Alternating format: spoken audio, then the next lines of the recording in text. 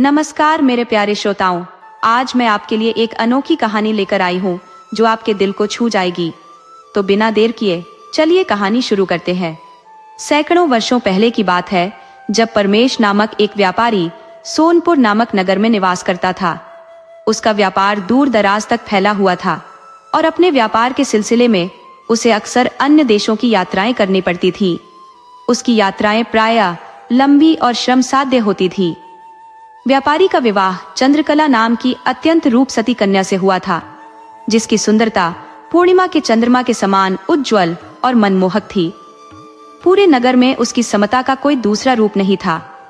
व्यापारी भी ऐसी अनुपम सुंदरता की स्वामिनी पत्नी पाकर अत्यधिक प्रसन्न था।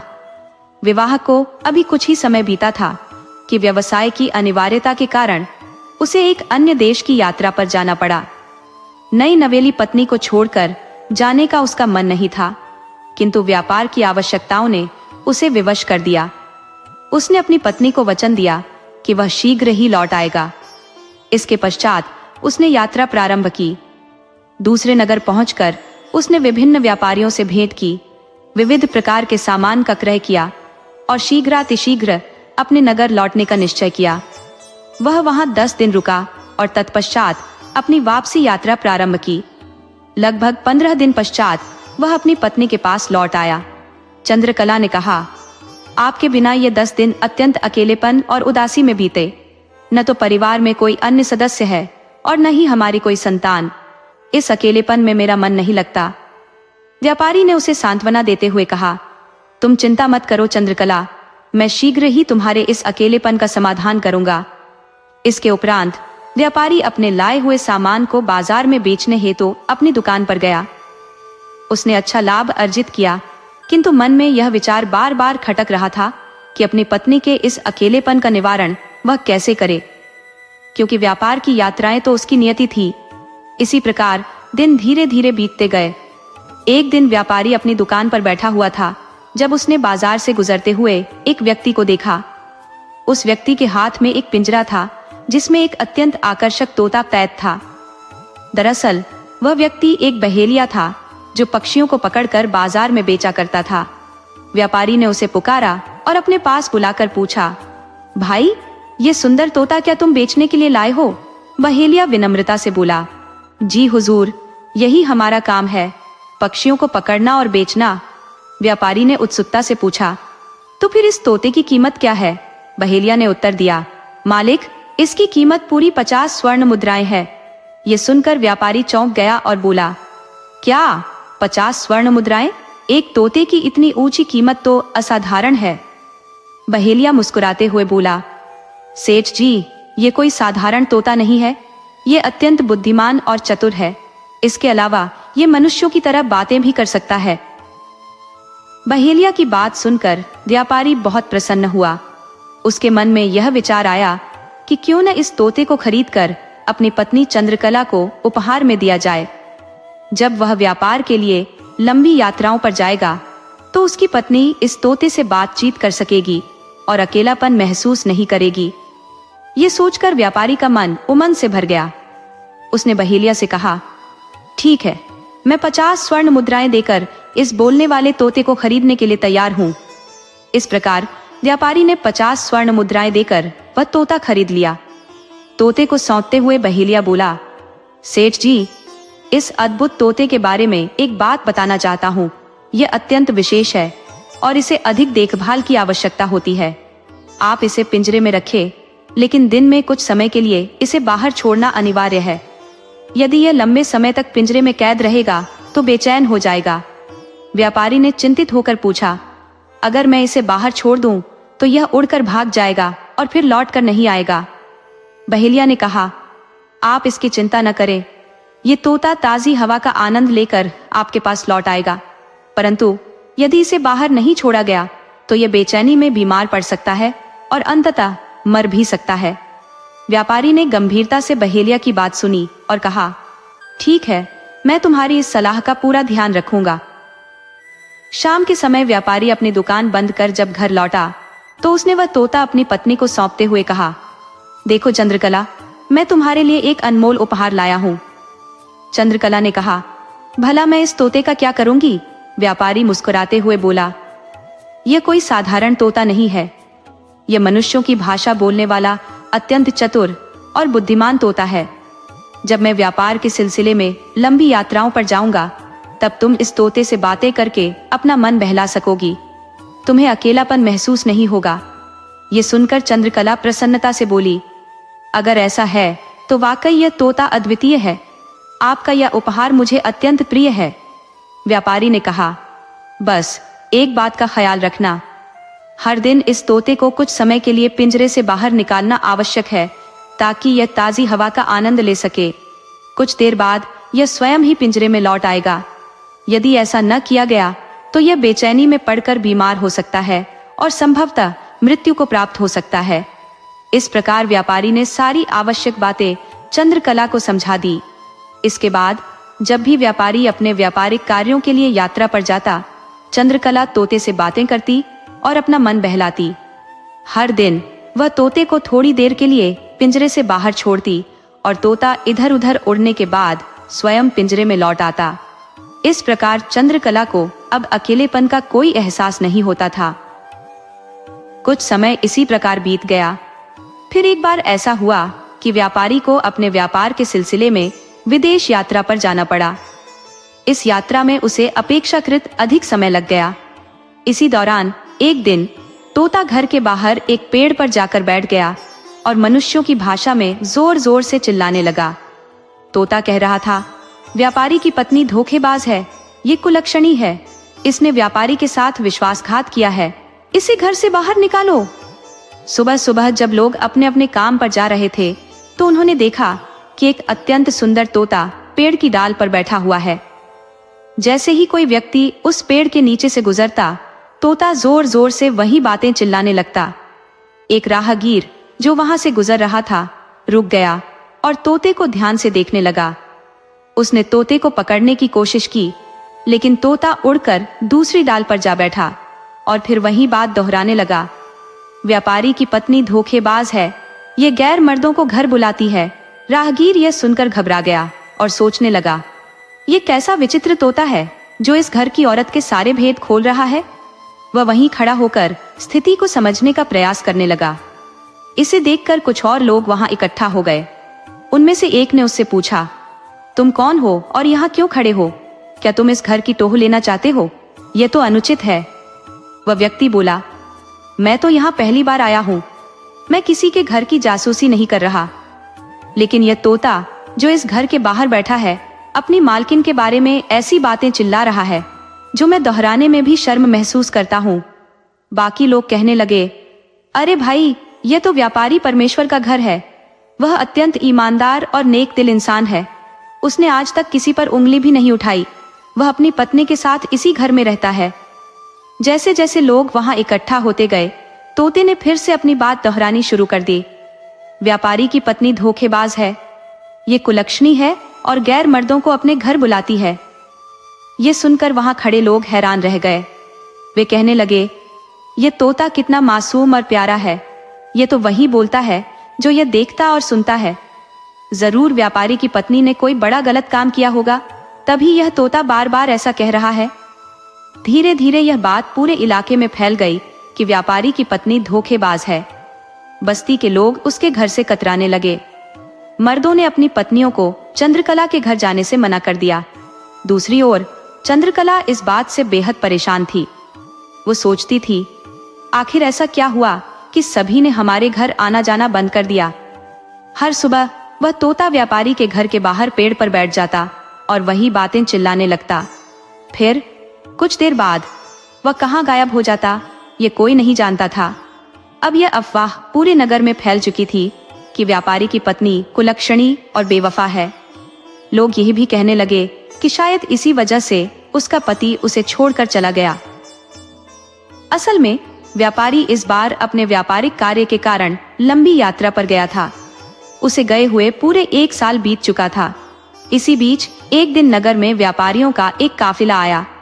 पता चला कि उसी काफिले के साथ व्यापारी परमेश्वर भी लौट आया है। पूरे 1 साल बाद वह अपने घर वापस आ रहा था। जब नगर वासियों ने उसे देखा तो तुरंत पहचान लिया।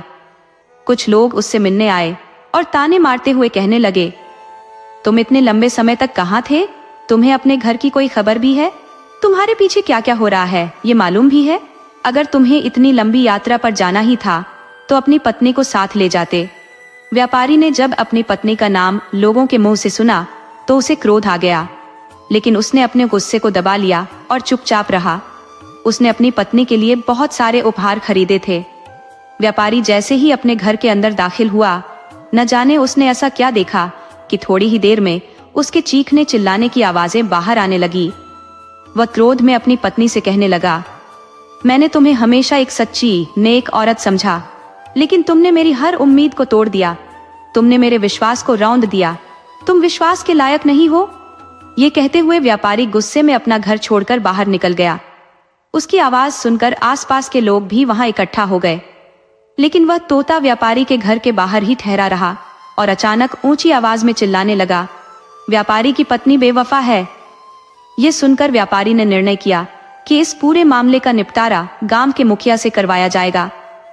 गांव का मुखिया बेहद विवेकशील और अनुभवी व्यक्ति था। जब भी गांव वालों के बीच कोई समस्या होती, वे मुखिया के पास जाकर समाधान पाते। मुखिया बड़ी ही कुशलता से समस्याओं का समाधान करता और इसी कारण गांव वाले उसका अत्यधिक सम्मान करते थे। व्यापारी ने फौरन मुखिया के घर की ओर रुख किया। वह बेहद चिंतित था और साथ में उसका तोता भी था। वहां कुछ और लोग भी मौजूद थे जिन्होंने तोते को पहचान लिया। वे बोले, ये वही तोता है जिसने अपनी मालिकिन की बेवफाई की खबर पूरे गांव में फैलाई है। उनकी बात सुनकर मुखिया ने गहरी आवाज में कहा, बिना पूरी सच्चाई जाने किसी पर आरोप लगाना अनुचित है। सोच समझकर बात करें। मुखिया की यह बात सुनकर लोग खामोश हो गए। थोड़ी देर बाद मुखिया की ओर देखकर वे बोले, मुखिया जी, हमने वही कहा जो हमने सुना है। हर कोई यही बात कर रहा है। ये सुनकर मुखिया के चेहरे पर नाराजगी उभर आई। उन्होंने कहा, सिर्फ सुनी सुनाई बातों पर किसी के चरित्र पर प्रश्न चिन्ह लगाना उचित नहीं है। अफवाहें फैलाने वाले लोग ही समाज में अव्यवस्था का कारण बनते हैं। इतने में तोते ने मुखिया की ओर देखते हुए कहा, मुखिया जी, आपको मेरा प्रणाम। आपसे मिलकर अत्यधिक प्रसन्नता हुई। तोता बार बार यही बात दोहराने लगा। मुखिया ने जब उसे देखा तो चकित रह गए। उन्होंने अपना हाथ बढ़ाया तो तोता उड़कर मुखिया के हाथ पर आ बैठा और अपनी चोंच से उनके हाथ को चूमने लगा। यह देखकर मुखिया मुस्कुरा उठे। ऐसा तोता उन्होंने पहले कभी नहीं देखा था जो इतनी स्पष्टता से मनुष्यों की भाषा बोल सके। मुखिया तोते की इस कुशलता से इतने प्रभावित हुए कि वह मूल समस्या को लगभग भूल ही गए। तभी उनकी नजर व्यापारी पर पड़ी। मुखिया ने कहा, सेठ, तुम यहाँ किस समस्या के समाधान के लिए आए हो? और यह तोता तो वाकई अद्भुत है। यदि मैं इसे खरीदना चाहूं तो इसकी क्या कीमत होगी? व्यापारी ने उत्तर दिया, मुखिया जी, ये तोता मेरा पाला हुआ है। मैंने इसे एक बहेलिये से खरीदा था ताकि जब मैं व्यापार के लिए बाहर जाऊं तो ये मेरी अनुपस्थिति में मेरी पत्नी के साथ संवाद करके उसका मन बहला सके। लेकिन आज मैं आपके पास अपनी एक जटिल समस्या लेकर आया हूँ। मुझे पूर्ण विश्वास है कि आप इस उलझन को सुलझा देंगे। मुखिया और बाकी सभी लोगों की नजरें व्यापारी पर टिक गई, जो भीतर ही भीतर टूटन और विषाद के सागर में डूबा हुआ था। मुखिया ने गंभीर स्वर में कहा, सेठ, बताओ तुम्हारे साथ ऐसा क्या घटित हुआ? तुम्हारी परेशानी क्या है? व्यापारी ने भारी मन से कहना शुरू किया, मैं व्यापार के सिलसिले में अक्सर विदेशों की यात्राएं करता हूँ। अपनी पत्नी का मन लगाने के लिए मैंने एक तोता खरीदा था। ये वही तोता है जो आपके सामने बैठा है। मेरी पिछली यात्रा में मुझे लौटने में पूरा 1 साल लग गया। मैं एक साधारण व्यक्तित्व वाला आदमी हूँ, लेकिन मेरी पत्नी, वह तो अनुपम सौंदर्य की मूरत है। पहली बार जब मैंने उसे देखा तो मेरी आंखें ठिठक गई और दिल सिहर उठा। मुझे यकीन नहीं हो रहा था कि मेरे जैसे साधारण आदमी से उसकी शादी कैसे हुई। जब मैंने यह बात अपने रिश्तेदारों को बताई तो उन्होंने मुझे समझाया कि इसमें चिंता की कोई बात नहीं है, बल्कि मुझे इस बात का अभिमान होना चाहिए कि मुझे इतनी सुंदर पत्नी मिली। उन्होंने कहा, तुम्हारी काबिलियत, तुम्हारा व्यापार और तुम्हारा घर, यही सब गुण है जिनके कारण लड़की वालों ने तुम्हें चुना। हालांकि उनके तर्कों ने मुझे थोड़ी सांत्वना दी, लेकिन मेरे दिल में एक अनकहा भय घर कर गया। बार बार जब भी मैं अपने आप को आईने में देखता तो यही सोचता कि मेरे जैसे साधारण व्यक्ति को इतनी सुंदर पत्नी कैसे मिल सकती है। मुझे यह डर सताने लगा कि शायद इस लड़की का पहले किसी और के साथ प्रेम संबंध रहा होगा और उसके घर वालों ने दबाव डालकर उसकी शादी मुझसे करवा दी। इन विचारों ने मेरे मन को अशांत कर दिया। उसकी बेजोड़ सुंदरता, जो कभी मेरे लिए आकाश का चांद थी, अब फीकी और बेनूर लगने लगी, जैसे चांद पर कोई दाग दिख जाए। इसी द्वंद्व के कारण मैं अपनी पत्नी के साथ कठोरता से पेश आने लगा।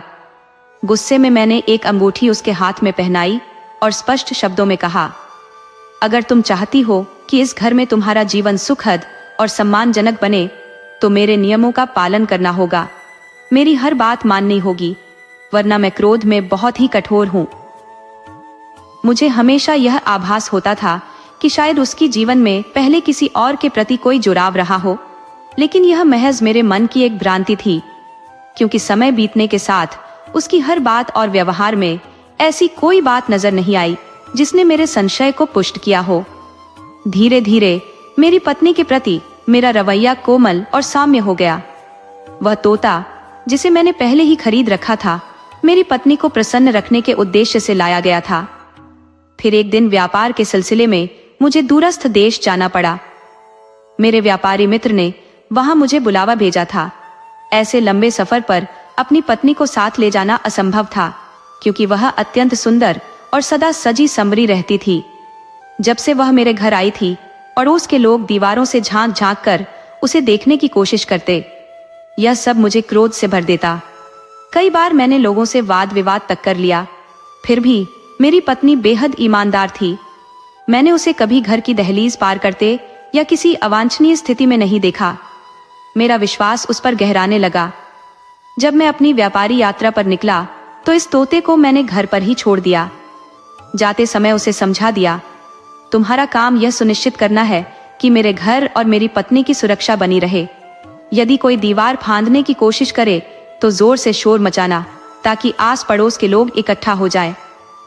वफादार तोते ने मुझे आश्वासन दिया, मालिक, जैसा आपने कहा है मैं वैसा ही करूंगा। आपकी अनुपस्थिति में सब कुछ संभालूंगा। इस तरह मैं अपनी पत्नी को अकेला छोड़कर रवाना हो गया। समय के पंख लग गए और 1 वर्ष बीत गया। जब मैं घर लौटा तो वह दृश्य मेरी कल्पना से परे था। इतना कहते कहते व्यापारी चुप हो गया। मुखिया ने उसकी खामोशी भांपकर पूछा, आखिर तुमने ऐसा क्या देखा? व्यापारी ने गहरी सांस लेते हुए कहा, मैंने देखा कि कमरे के भीतर से मेरी पत्नी के रोने की आवाजें आ रही थी। जब मैं अंदर गया तो उसके कपड़े जगह जगह से फटे हुए थे। मुझे देखते ही वह तुरंत वहां से भागकर दूसरे कमरे में चली गई और अपने ऊपर एक शाल ओढ़ लिया। उसकी इस हरकत से मेरे भीतर संदेह जाग उठा। उस कमरे से मुझे किसी अन्य व्यक्ति की आवाजें भी सुनाई दी। बाहर अंधेरा फैल चुका था। मेरी दुविधा और बढ़ गई जब मेरे वफादार तोते ने जोर जोर से चिल्लाकर कहा, आपकी पत्नी धोखेबाज है, वह गैर मर्दों को घर में बुलाती है। तोता बार बार यही बात दोहरा रहा था। उधर मेरी पत्नी मुझे देखकर प्रसन्न होने के बजाय घबराई हुई प्रतीत हो रही थी। उसने कहा, आप अचानक आ गए, मुझे इसका अनुमान नहीं था।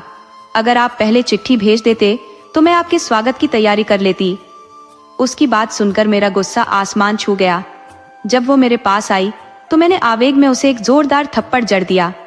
क्रोध में चिल्लाते हुए मैंने पूछा, ये सब क्या है? इस कमरे में कौन था? मैं जैसे पागल हो गया था। पूरे कमरे को टटोलने लगा, सामान इधर उधर फेंकने लगा। मैं उस शख्स की तलाश करना चाहता था जो उस कमरे में छिपा हुआ था। मुझे तो पहले से ही अपनी पत्नी पर शक था, लेकिन अब मेरा शक यकीन में बदल गया था कि मेरी अनुपस्थिति में वह अपने प्रेमी को घर बुलाती है। इतना कहते ही व्यापारी ने अपना सिर झुका लिया। उसकी बातें सुनकर वहां खड़े सभी लोग स्तब्ध रह गए। तोता कभी मुखिया को देखता तो कभी अपने मालिक की ओर। मुखिया ने तोते की तरफ ध्यान केंद्रित करते हुए पूछा, तुम्हारा मालिक जो कह रहा है क्या वह सच है? तुमने उस कमरे में क्या देखा? कहीं तुम झूठ तो नहीं बोल रहे? तभी वह तोता इंसानों की भाषा में बोल पड़ा, मुखिया जी, मैं अपने मालिक का अत्यंत वफादार हूँ। मैं उनकी खातिर अपनी जान तक दे सकता हूँ, पर उनके साथ गद्दारी करने की कल्पना भी नहीं कर सकता। तोते की यह बातें सुनकर मुखिया हतप्रभ रह गए। ये विचार उनके मन में कौन था कि आखिर एक पक्षी इस तरह की स्पष्ट बातें कैसे कर सकता है। सामान्यतः तोता वही बोलता है जो उसे सिखाया जाता है, लेकिन ये तोता तो बेहद चतुर प्रतीत होता था। वह स्वतः ही ऐसी बातें करता जा रहा था। व्यापारी का यह तोता साधारण तोता नहीं था। वहां उपस्थित लोगों के मन में यह संदेह उत्पन्न होने लगा कि शायद इस तोते पर किसी आत्मा या अदृश्य शक्ति का प्रभाव है, अन्यथा कोई भी पक्षी इतनी साफ और सटीक भाषा में बोलने में सक्षम नहीं हो सकता। मुखिया ने गहरी सांस लेते हुए व्यापारी से कहा, अगर तुम्हें इतनी लंबी यात्रा पर जाना ही था तो अपनी पत्नी को साथ क्यों नहीं ले गए। बहरहाल अब जो भी हुआ है, इस मामले की पूरी सच्चाई सामने लानी होगी। यह देखना होगा कि वास्तव में तुम्हारी पत्नी ने तुम्हारे साथ विश्वासघात किया है या फिर यह तुम्हारी महज भ्रांति है। सच की तह तक पहुंचना आवश्यक है। व्यापारी ने मुखिया से हाथ जोड़ते हुए निवेदन किया, मुखिया जी, आप मेरी इस समस्या का समाधान कर दीजिए। यदि आप ऐसा कर पाए तो मैं यह तोता आपको उपहार स्वरूप दे दूंगा। मुखिया मुस्कुराए और गंभीरता से बोले, अब यह तोता तुम्हारे घर पर नहीं रहेगा। तुम जाओ और अपनी पत्नी के साथ सम्मानपूर्वक व्यवहार करो। मामले को शांतिपूर्ण ढंग से निपटाओ। तुम्हारी पत्नी की वास्तविकता शीघ्र ही उजागर हो जाएगी। व्यापारी असहज और व्याकुल प्रतीत हो रहा था, परंतु मुखिया पर उसका अटूट विश्वास कायम था। यही कारण था कि उसने मुखिया की सलाह मान ली। व्यापारी ने कहा, ठीक है मुखिया जी, मैं वही करूंगा जो आपने कहा है। इसी बीच तोता उड़कर व्यापारी के कंधे पर जा बैठा, लेकिन मुखिया ने तत्क्षण उसे पकड़ लिया। वहां पहले से रखा हुआ पिंजरा मुखिया के पास था, जिसमें उसने उस तोते को बंद कर दिया। पिंजरे में बंद होते ही तोता जोर जोर से चिल्लाने लगा और प्रार्थना करने लगा, मुझे मेरे मालिक के साथ जाने दो, मालिक मुझे छोड़कर मत जाओ। व्यापारी वहां से विदा हो चुका था। मुखिया ने तय कर लिया था कि आज रात वह स्वयं व्यापारी के घर जाएगा और घटनाओं का मूकदर्शी बनेगा। मुखिया को यह आभास हो रहा था कि तोते की कही बातें आधी सत्य और आधी कपोल कल्पना है। मामला शीघ्र ही पूर्ण रूप से उद्घाटित होने वाला था। तोते की चीख पुकार सुनकर मुखिया ने पिंजरा अपनी पत्नी को सौंप दिया और कहा, यह अत्यधिक चतुर और धूर्त तोता है। इसका ध्यान रखना कि यह पिंजरे से बाहर न निकल पाए, और यह भी सुनिश्चित करो कि इसे हमारे घर से व्यापारी के घर तक का रास्ता ज्ञात न हो, क्योंकि मुझे इस पर संदेह है कि यह कहीं उड़कर वहां न पहुंच जाए। मुखिया ने अपने भेष में परिवर्तन किया और व्यापारी द्वारा दिए गए पते के आधार पर उसके घर की ओर चल दिया। घर के समीप पहुंचने पर उसने घर का एक चक्कर लगाया।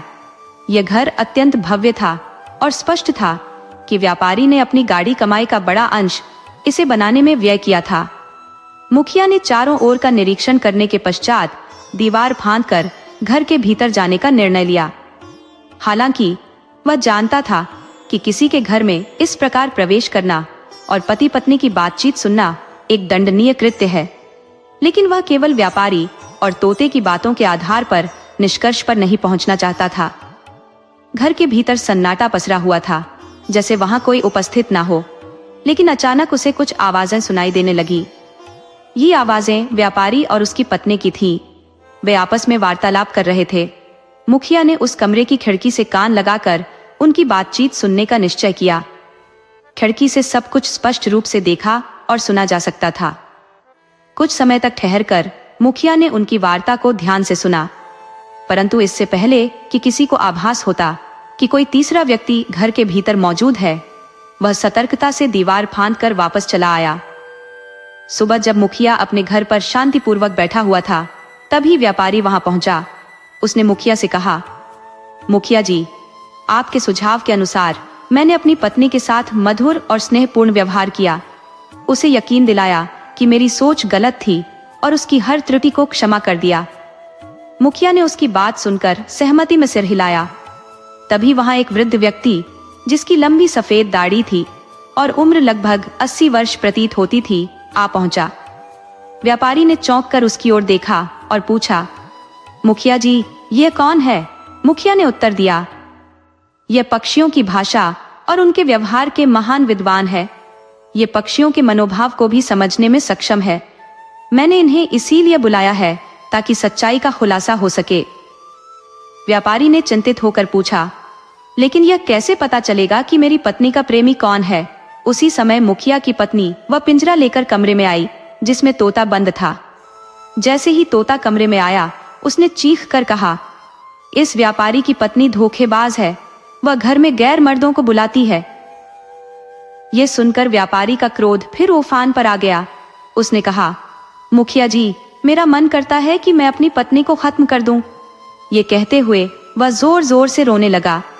मुखिया ने उसे समझा बुझाकर शांत किया, लेकिन मुखिया के मस्तिष्क में व्यापारी और उसकी पत्नी की रात की बातें गूंजने लगी।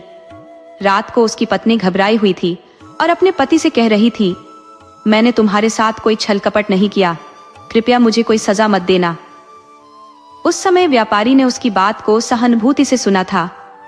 मुखिया ने अपने घर लौटकर व्यापारी की पत्नी के आचरण और स्वभाव का अनुमान लगा लिया था। वह चिंतित था कि कहीं व्यापारी क्रोध में पागल ना हो जाए। दूसरी ओर वह वृद्ध व्यक्ति बहुत देर से तोते से संवाद कर रहा था। तोता जो कुछ भी कह रहा था वह वृद्ध ध्यानपूर्वक सुन रहा था। इसके बाद उसने मुखिया को एकांत में बुलाकर तोते के बारे में चर्चा की। मुखिया ने कहा, आप इस तोते को कुछ दिनों के लिए अपने साथ ले जाइए, इसके बाद ही मुझे इसके विषय में विस्तार से बताइए। वृद्ध ने सहमति में सिर हिलाया और तोते को अपने साथ ले गया। मुखिया ने अपनी पत्नी को निर्देश दिया, तुम जाकर व्यापारी की पत्नी को यहाँ बुलाकर लाओ। थोड़ी देर बाद मुखिया की पत्नी लौटी और बोली, व्यापारी की पत्नी ने आने से इनकार कर दिया है। उसने कहा है कि वह अपने पति की आज्ञा के बिना घर से बाहर नहीं निकल सकती। यदि मुखिया जी को कोई बात करनी है तो वे स्वयं आकर बात करें। ये सुनकर मुखिया ने दोबारा अपना भेष बदला और साधु के रूप में व्यापारी के घर पहुंच गया। उसने दरवाजा खटखटाया, लेकिन व्यापारी की पत्नी ने दरवाजा नहीं खोला। जब मुखिया ने दूसरी बार दरवाजा खटखटाया तो अंदर से आवाज आई, कौन है? मेरे पति घर पर नहीं है, इसलिए यहाँ से चले जाओ। मुखिया ने मन में सोचा, यह स्त्री बेहद ईमानदार और सच्ची प्रतीत होती है। उसने अपनी असलियत प्रकट की। तब जाकर व्यापारी की पत्नी ने दरवाजा खोला। मुखिया ने कहा, देखो बहन, मुझे सब कुछ सच सच बता दो, तभी मैं तुम्हारे और तुम्हारे पति के बीच कोई समाधान निकाल सकूंगा। यह सुनकर व्यापारी की पत्नी घबरा गई और बोली, मुखिया जी, वह तोता एक पक्षी है, वह कुछ भी बोल सकता है। आप उसकी बातों पर भरोसा मत कीजिए और मुझ पर शक मत कीजिए। इससे तो बेहतर है कि मैं मर ही जाऊं। मुखिया ने गंभीर स्वर में कहा, अभी इन बातों का समय नहीं है, मुझे सच बताओ, क्या तुम्हारा विवाह से पहले किसी अन्य व्यक्ति के साथ कोई संबंध था, या तुम्हारे पति के यात्रा पर जाने के बाद तुमने अपने किसी प्रेमी को घर बुलाया था? क्योंकि वह तोता जो देखता है वही कहता है, वह झूठ नहीं बोल सकता। ये सुनकर वह महिला घबराई हुई रोने लगी और बोली, भगवान के लिए मुझ पर शक मत कीजिए और मुझ पर ऐसा घिनौना आरोप मत लगाइए। पहले ही मेरे पति मुझसे बहुत नाराज है। मुखिया ने कहा, तुम्हारा पति मेरे पास भी आया था, वह तो तुम्हें जान से मार देना चाहता था, लेकिन मेरे समझाने पर शांत है, इसीलिए तुम्हें सच बताना होगा। यहाँ कोई झूठ या चालाकी नहीं चलेगी। फिर भी व्यापारी की पत्नी कुछ कहने की बजाय केवल आंसुओं में डूबी रही। आखिरकार मुखिया को वहां से लौटना पड़ा। वह मन ही मन सोचने लगा, यह स्त्री या तो मासूम है या बेहद चतुर।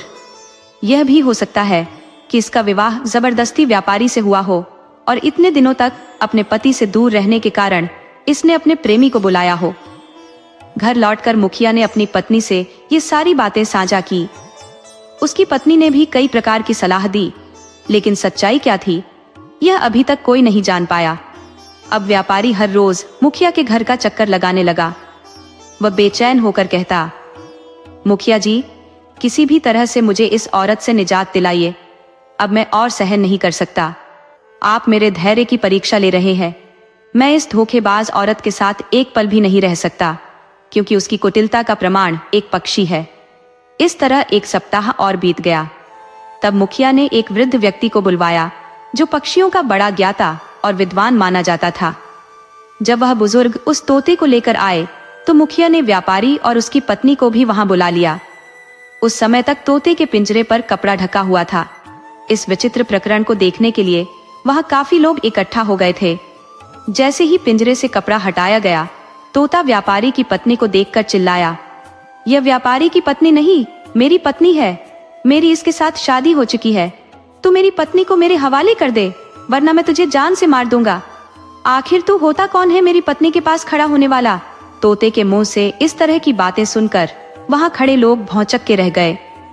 व्यापारी का क्रोध उबाल खा रहा था। उसने चिल्लाकर कहा, यह क्या बेहुदा बात है? तुम एक पक्षी हो और मेरी पत्नी एक इंसान। उसकी शादी तुम्हारे साथ भला कैसे हो सकती है? तोता निर्भीक स्वर में बोला, तुम चुप रहो। मैंने कहा है कि यह मेरी पत्नी है और मेरी इसके साथ शादी हो चुकी है। धीरे धीरे वहां और भीड़ जमा हो गई। मुखिया के बुलावे पर आसपास के लोग भी वहां आ पहुंचे। व्यापारी कभी मुखिया की ओर देखता तो कभी भीड़ की ओर। उसकी झुंझलाहट और गुस्सा चरम पर था। वह मुखिया से शिकायत करता हुआ बोला, मुखिया जी, मैं आपके पास बार बार आया, लेकिन आपने मेरी समस्या का कोई हल नहीं निकाला। उसकी हालत देखकर मुखिया ने वहां उपस्थित लोगों से पूछा, आप लोग पहले यह बताइए कि क्या आप में से किसी को भी कोई समस्या है? ये सुनकर मोहल्ले के लोग कहने लगे, मुखिया जी, कुछ समय पहले हमारे मोहल्ले में एक विचित्र चोर आया था। जब हम रात में सो जाते थे तो वह हमारी कोई न कोई कीमती चीज चुरा ले जाता था। हमने सोचा, ये कौन सा चोर है जो पकड़ में नहीं आता। हमने चौकीदार भी रखे, लेकिन फिर भी वह हमें चकमा देकर कीमती सामान चुरा ले जाता था। सोने की अंगूठियां, गहने और अशर्फियां तक गायब हो जाती थी। फिर एक दिन ऐसा हुआ कि सुबह के वक्त हमारी चौपाल पर एक गठरी पड़ी मिली। जब उसे खोला गया तो उसमें वे सभी चीजें थी जो लोगों के घरों से चुराई गई थी। उस दिन हमें हमारा सारा सामान वापस मिल गया। इसके बाद हम सब ने इस घटना को भुला दिया। यह सब सुनकर व्यापारी की पत्नी चंद्रकला भय और कंपी से जकड़ी हुई खड़ी थी।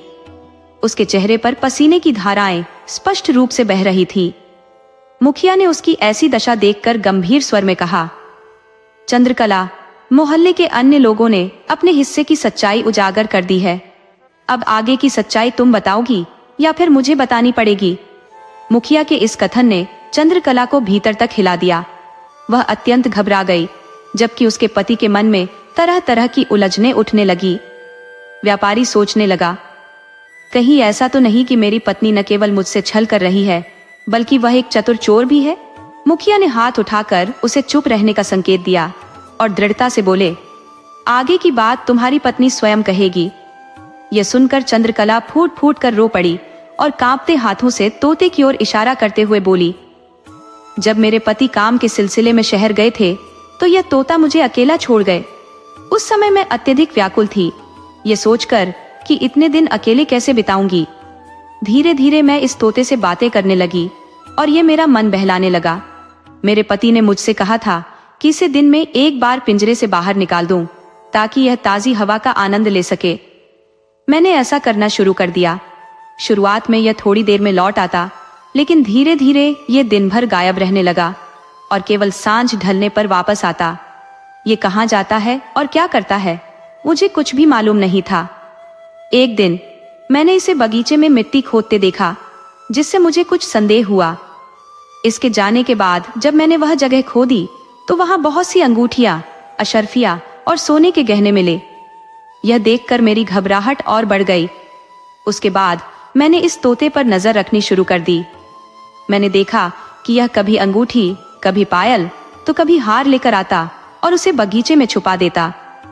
एक दिन जब यह तोता वापस पिंजरे में आया तो मैंने इसका पिंजरा नहीं खोला, इसे डांट लगाई और सजा के तौर पर खाना भी नहीं दिया। शायद किसी तरह पिंजरा खुला रह गया और यह फिर बाहर निकल गया। इसके बाद यह घर के बाहर लगे पेड़ पर बैठकर मेरे बारे में अनर्गल बातें करने लगा। मैंने इसके छुपाए हुए गहनों को जमीन से निकाला और पोटली में बांधकर चौपाल पर रख दिया, ताकि जिनका भी यह सामान हो वे उसे ले सके। लेकिन जब मैं वापस घर आई तो इस तोते ने मुझ पर हमला कर दिया।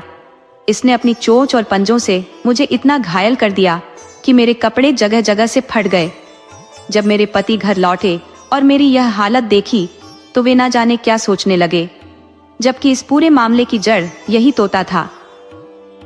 इतने में वह वृद्ध व्यक्ति जो पक्षियों का गहन ज्ञाता और अनुभवी विद्वान था, गंभीर स्वर में बोल उठा, यह तोता असाधारण रूप से चालाक और मक्कार बुद्धि का स्वामी है। मैंने इसे पूरे 7 दिनों तक अपने घर में रखा, इसके साथ संवाद किया और इसकी वास्तविकता उजागर की। इस व्यापारी के पास आने से पहले यह तोता चोरों के एक कुख्यात गिरोह के साथ रहता था। चोरों ने इसे बचपन से ही पाला और इतनी सटीकता से प्रशिक्षित किया कि यह उनके हर संकेत पर काम करता था। वे इसे बोलने का हुनर भी सिखा चुके थे। चोरों का गिरोह बड़ी चतुराई से इस तोते को किसी धनाढ्य मोहल्ले के निवासी को बेच देता था। जो बहेलिया इस तोते को व्यापारी को बेचने आया था, वह वास्तव में उसी गिरोह का सदस्य था।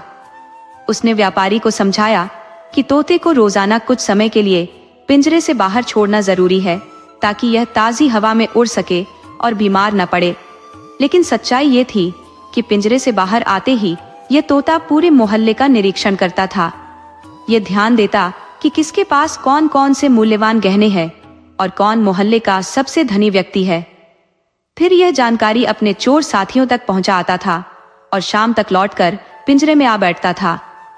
रात होते ही इस तोते द्वारा दी गई सूचनाओं के आधार पर चोर बड़ी आसानी से घरों में सेंध लगाते थे। जो मूल्यवान चीजें वे तुरंत साथ नहीं ले जा पाते, वे इस तोते के हवाले कर देते और यह उन्हें व्यापारी के बगीचे में जाकर छुपा देता। व्यापारी की पत्नी चंद्रकला ने यह सब अपनी आंखों से देखा था। इस प्रकार यह तोता अपने चोर साथियों के साथ मिलकर चोरी की साजिश को अंजाम देता था। वृद्ध ने गंभीरता से कहा, मेरा मानना है कि इस तोते का जीवित रहना अत्यंत घातक हो सकता है। इसे तुरंत समाप्त कर देना चाहिए, अन्यथा यह अपने गिरोह के साथ मिलकर और भी घरों में चोरी करवाता रहेगा और चंद्रकला जैसी ईमानदार महिलाओं का जीवन दूभर कर देगा। ये सुनते ही व्यापारी ने तत्क्षण कदम बढ़ाया और झपट कर तोते को अपने हाथों में पकड़ लिया। क्रोध में उसने उसकी गर्दन मरोड़ दी। तोता छटपटाता हुआ वहीं प्राण त्याग गया। इसके बाद व्यापारी ने अपनी पत्नी चंद्रकला से क्षमा मांगी और उसे साथ लेकर अपने घर लौट गया।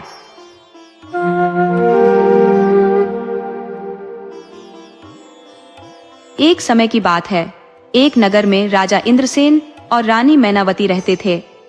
दोनों एक दूसरे से बहुत प्रेम करते थे। एक दिन राजा और रानी बगीचे में बैठे हुए थे। तभी एक आम के पेड़ पर कबूतरों का एक जोड़ा आकर बैठ गया। राजा ने रानी से पूछा, प्रिय रानी, क्या तुम बता सकती हो कि इन दोनों पक्षियों में कौन नर है और कौन मादा? रानी मैनावती बोली, महाराज, जोड़ा तो अक्सर नर और मादा का ही होता है। इनमें एक पक्षी नर है और दूसरा मादा है। राजा मुस्कुराते हुए बोले, रानी, यह जरूरी नहीं है कि ये दोनों नर और मादा ही हो। दोनों नर भी हो सकते हैं या दोनों मादा भी हो सकती है। हो सकता है ये दोनों पक्षी आपस में भाई भाई हो। रानी मैनावती कहने लगी, नहीं नहीं महाराज, ये दोनों नर और मादा ही है। मुझे लगता है आपको पक्षियों की ठीक से पहचान नहीं है। राजा बोले, नहीं नहीं रानी, ये दोनों नर ही है। इस प्रकार राजा और रानी के बीच उन दोनों पक्षियों को लेकर बहस होने लगी। राजा ने कहा, ठीक है रानी, अगर ये दोनों नर निकले तो मैं तुम्हें देश निकाला दे दूंगा, और यदि ये दोनों नर और मादा निकले तो मैं 14 साल के लिए स्वयं देश निकाला ले लूंगा। दोनों में शर्त लग गई। राजा ने तुरंत एक शिकारी को बुलवाया और उससे कहा कि इन दोनों पक्षियों को अपने जाल में फंसाओ। राजा ने पक्षियों के विशेषज्ञ को भी बुलवाया और उससे कहा कि तुम्हें मुझे यह बताना होगा कि ये दोनों पक्षी नर है या मादा। रानी मैनावती जानती थी कि ये दोनों पक्षी नर और मादा है। रानी ने बड़ी चतुराई से उस विशेषज्ञ को अपने पास बुलाया और उसके हाथ में 100 स्वर्ण मुद्राएं रखते हुए कहा, देखिए, मैं जानती हूँ कि मैं महाराज से बहुत प्रेम करती हूँ और महाराज के बिना यह राज भी नहीं चल सकता। इसीलिए मैं चाहती हूँ कि इस शर्त में तुम्हें राजा को ही जिताना होगा। यदि मुझे देश निकाला होता है तो महाराज राज्य का संचालन ठीक ठाक करते रहेंगे, और यदि महाराज 14 साल के देश निकाले पर चले जाते हैं तो यह राज्य राजा के बिना राजविहीन हो जाएगा। और कहते हैं, जिस राज्य का कोई राजा नहीं होता वहां अराजकता फैल जाती है। चोर डाकू प्रजा पर अत्याचार करने लगते हैं। इसलिए तुम्हें झूठ बोलकर महाराज को ही जिताना पड़ेगा। पक्षियों के विशेषज्ञ ने कहा, ठीक है महारानी जी, हम ऐसा ही करेंगे। शिकारी उन दोनों पक्षियों को पकड़कर लाता है और राजा रानी के सामने दोनों पक्षियों को छोड़ देता है। तब राजा ने उस विशेषज्ञ से पूछा, बताओ इन दोनों में क्या फर्क है? क्या ये दोनों नर है या मादा, या दोनों नर है? विशेषज्ञ तो पहले से ही रानी से 100 स्वर्ण मुद्राएं ले चुका था, इसलिए उसे रानी के कहे अनुसार झूठ बोलना था। वह कहने लगा, महाराज ये दोनों पक्षी नर ही है। राजा को क्या पता था कि विशेषज्ञ झूठ बोल रहा है। राजा को जब पता चला कि उसकी बात ठीक निकली तो राजा मन ही मन बहुत प्रसन्न हुआ और एकदम से अपनी प्रिय रानी से कहने लगा, रानी मैनावती, तुम बहुत घमंडी हो। तुमने मेरी बात नहीं मानी और अपने वचन के अनुसार तुम शर्त हार गई हो। अब मैं तुम्हें देश निकाला दे रहा हूं। रानी ने महाराज के लिए उन पक्षियों के जानकार से झूठ कुरवाकर देश निकाला तो ले लिया, लेकिन वह अंदर ही अंदर बहुत दुखी थी। वह रोने लगी और सोचने लगी, अब मुझे अपने महाराज से अलग होना पड़ेगा। रानी ने राजा से निवेदन किया कि महाराज, आप मुझे देश निकाला मत दीजिए। इस समय मैं ठीक हालत में नहीं हूं। मेरे 3 माह का गर्भ है। आप जानते हो मैं इस गर्भ को लेकर कहां जाऊंगी? लेकिन राजा ने रानी की बात पर कोई ध्यान नहीं दिया। राजा कहने लगा, रानी, अब तुम्हें शर्त के अनुसार यह महल छोड़कर जाना होगा। राजा ने जल्लादों को बुलवाया और उन्हें आदेश दिया कि तुम रानी को ले जाओ और राज्य से बाहर ले जाकर इस रानी को जान से मार देना, क्योंकि हमारी रानी ने 2 नियमों का उल्लंघन किया है। पहले तो यह शर्त हार गई और दूसरा, इसने राजा की आज्ञा का उल्लंघन किया है। राजा की आज्ञा मानकर जल्लाद महारानी मैनावती को लेकर चल देते हैं और चलते चलते राज्य की सीमा से बाहर निकल जाते हैं और एक घने जंगल में ले जाकर महारानी मैनावती को मारने का विचार बनाते हैं। इधर महारानी मैनावती मन में विचार करती है कि हे भगवान, अब मेरे प्राण कैसे बचेंगे? मैं किस तरीके से अपनी रक्षा कर पाऊंगी? उन जल्लादों में से एक जल्लाद कहने लगा, हे महारानी जी, राजा के आदेश अनुसार हम आपको मारेंगे, हमें क्षमा कर देना महारानी। तभी उनमें से दूसरा जल्लाद कहने लगा, क्या बोल रहा है भाई? तो हमने महारानी का नमक खाया है। इतने दिनों तक महारानी ने हमें पुत्र की तरह रखा, क्या हम ऐसी महारानी को मार सकते हैं? हमने आज तक न जाने कितने लोगों को मौत के घाट उतारा है, कितने लोगों की मौत का पाप हमने अपने सिर पर लिया है। आज एक पुण्य का कार्य कर देते हैं। तीसरा जल्लाद उनकी हाँ में हाँ मिलाकर कहता है, बात तो भाई तुम्हारी ठीक है, महारानी को मारकर हम बहुत बड़ा पाप करेंगे।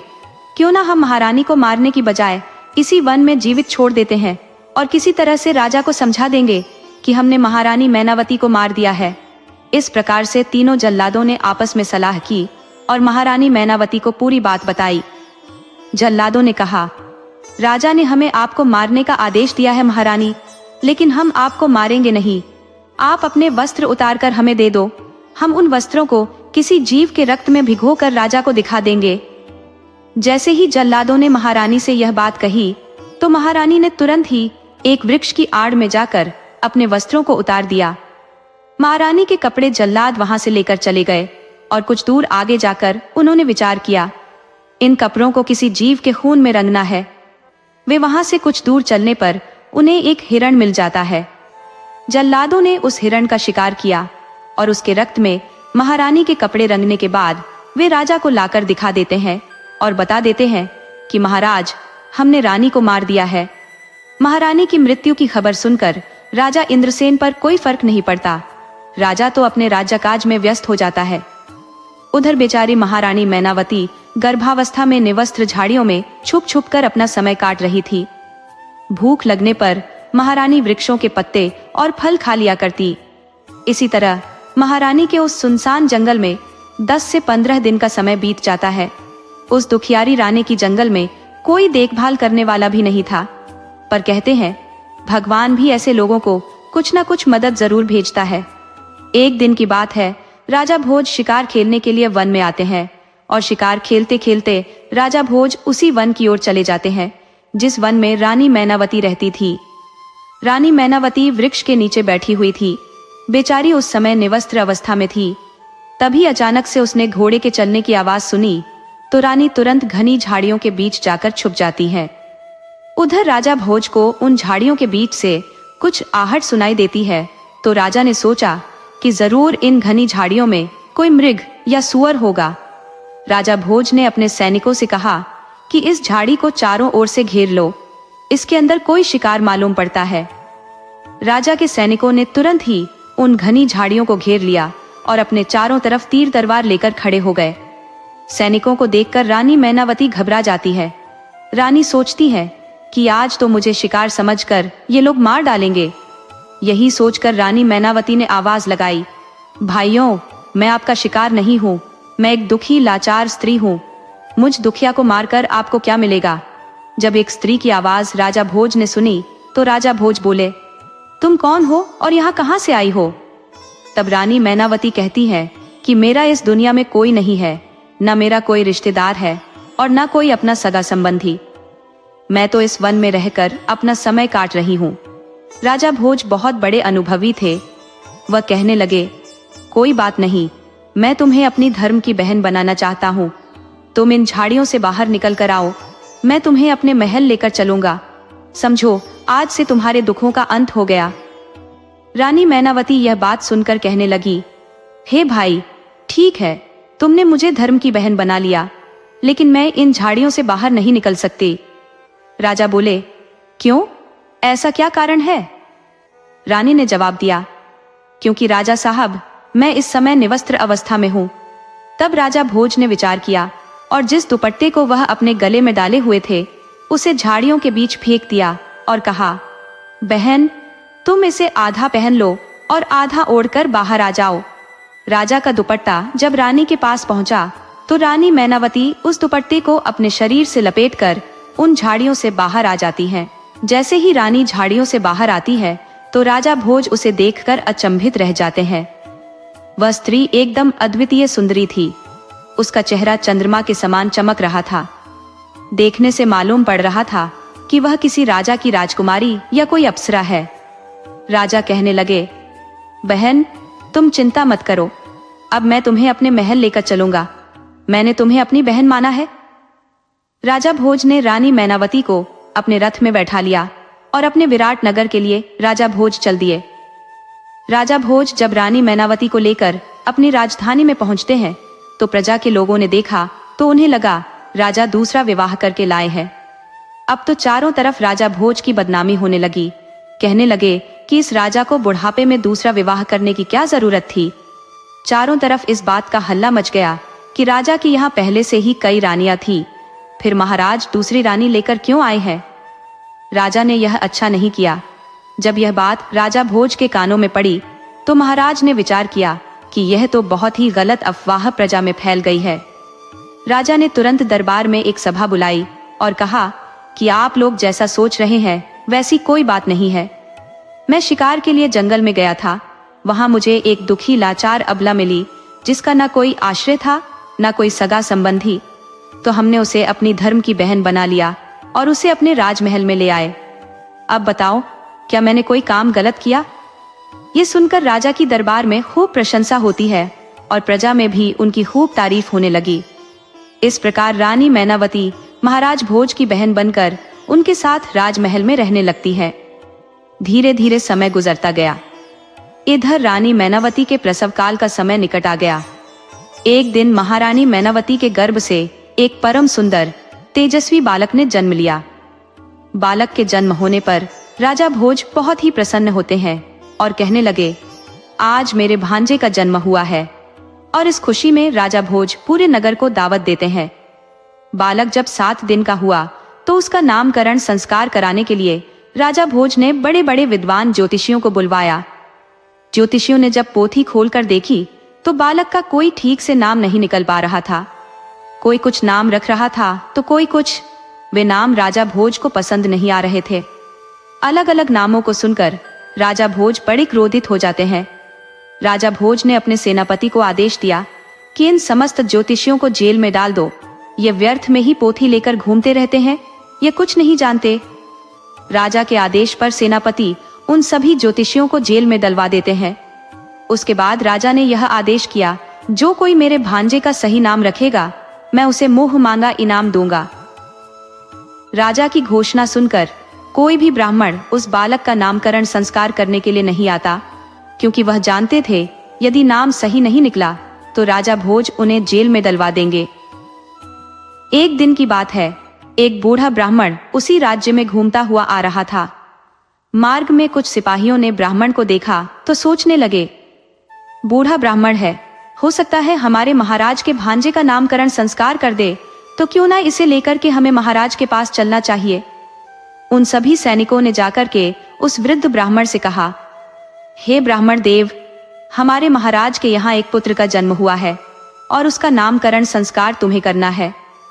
परंतु ध्यान रहे, अब तक महाराज ने हजारों ब्राह्मणों को जेल में डलवा दिया है। कोई भी ब्राह्मण सही जन्म कुंडली, तिथि, वार, मुहूर्त और जन्म का सही निर्धारण नहीं कर सका है। बूढ़ा ब्राह्मण बोले, ठीक है, चलो मैं चलता हूँ। और उन सैनिकों के साथ वह बूढ़ा ब्राह्मण महाराज के दरबार में आ जाता है। राजा ने उसका बहुत स्वागत किया, बैठने के लिए उचित आसन दिया। उसके बाद राजा ने कहा, ब्राह्मण देव, मेरे घर एक पुत्र ने जन्म लिया है, तुम्हें उसका नामकरण संस्कार करना है। वह ब्राह्मण बड़ा ही विद्वान था।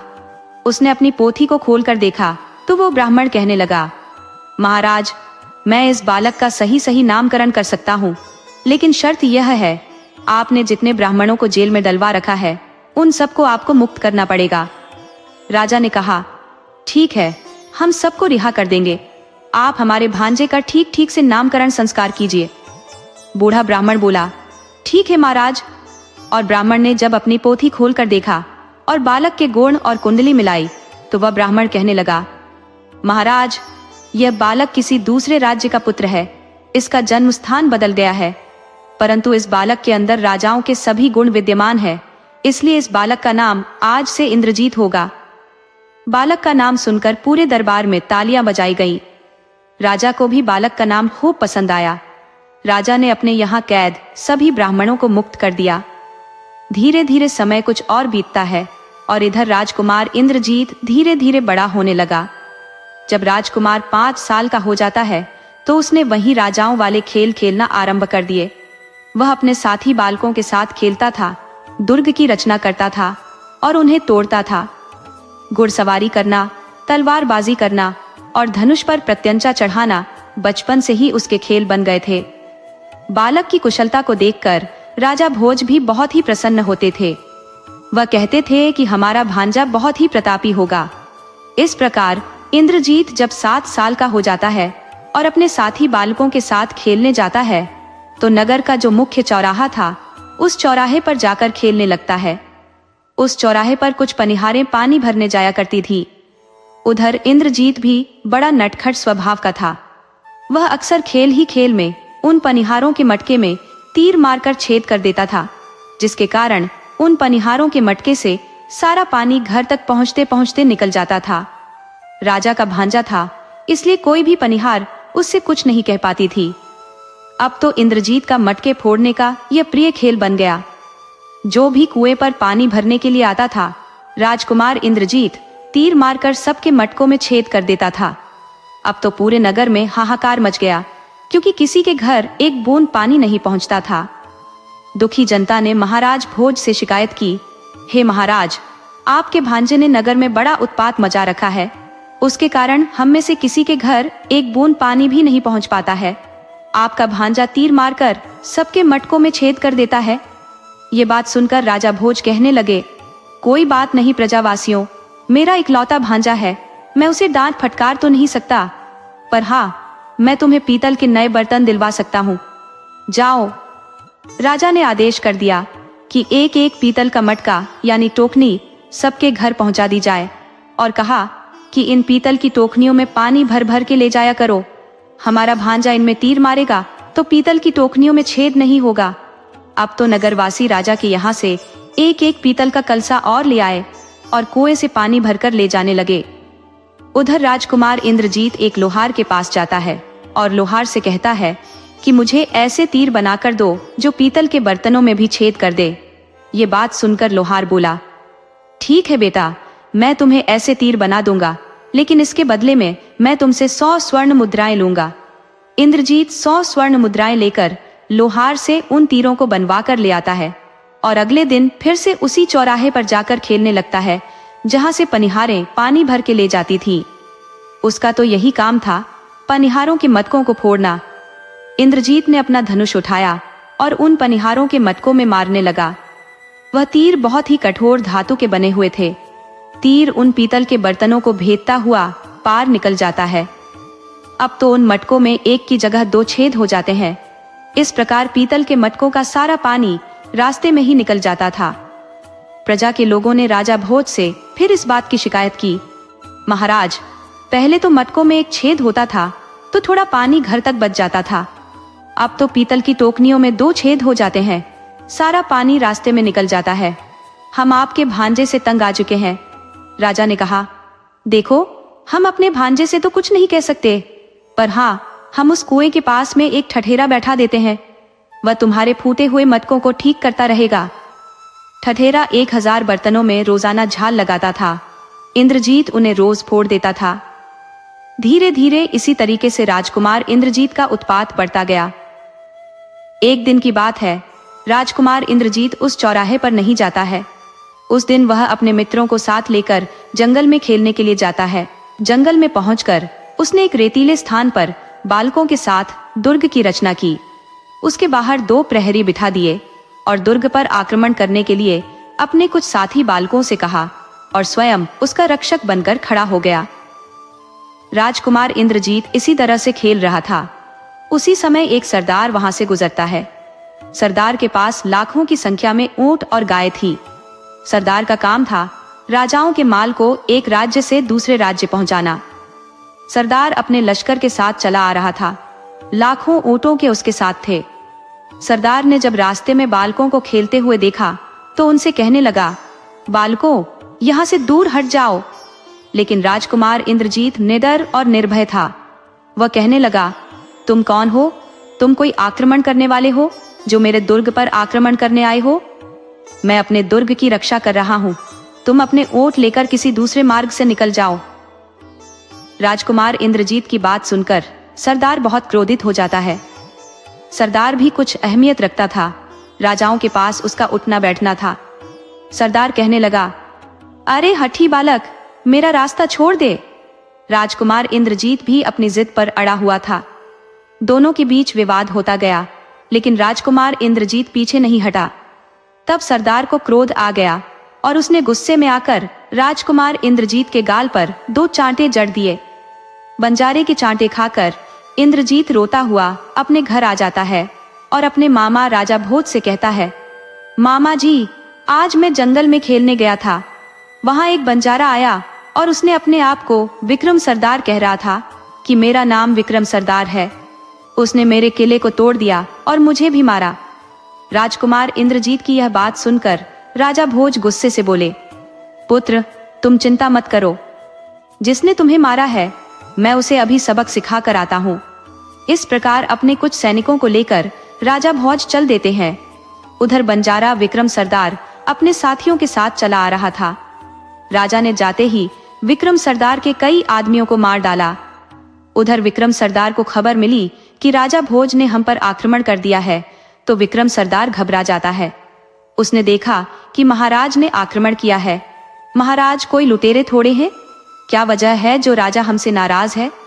तो विक्रम सरदार अपने हाथ बांधकर दांतों में दूब का तिनका दबाकर राजा के सामने आकर उपस्थित हो जाता है और कहने लगा, महाराज, क्या कारण है कि आपने हमारे इतने साथियों को मार डाला?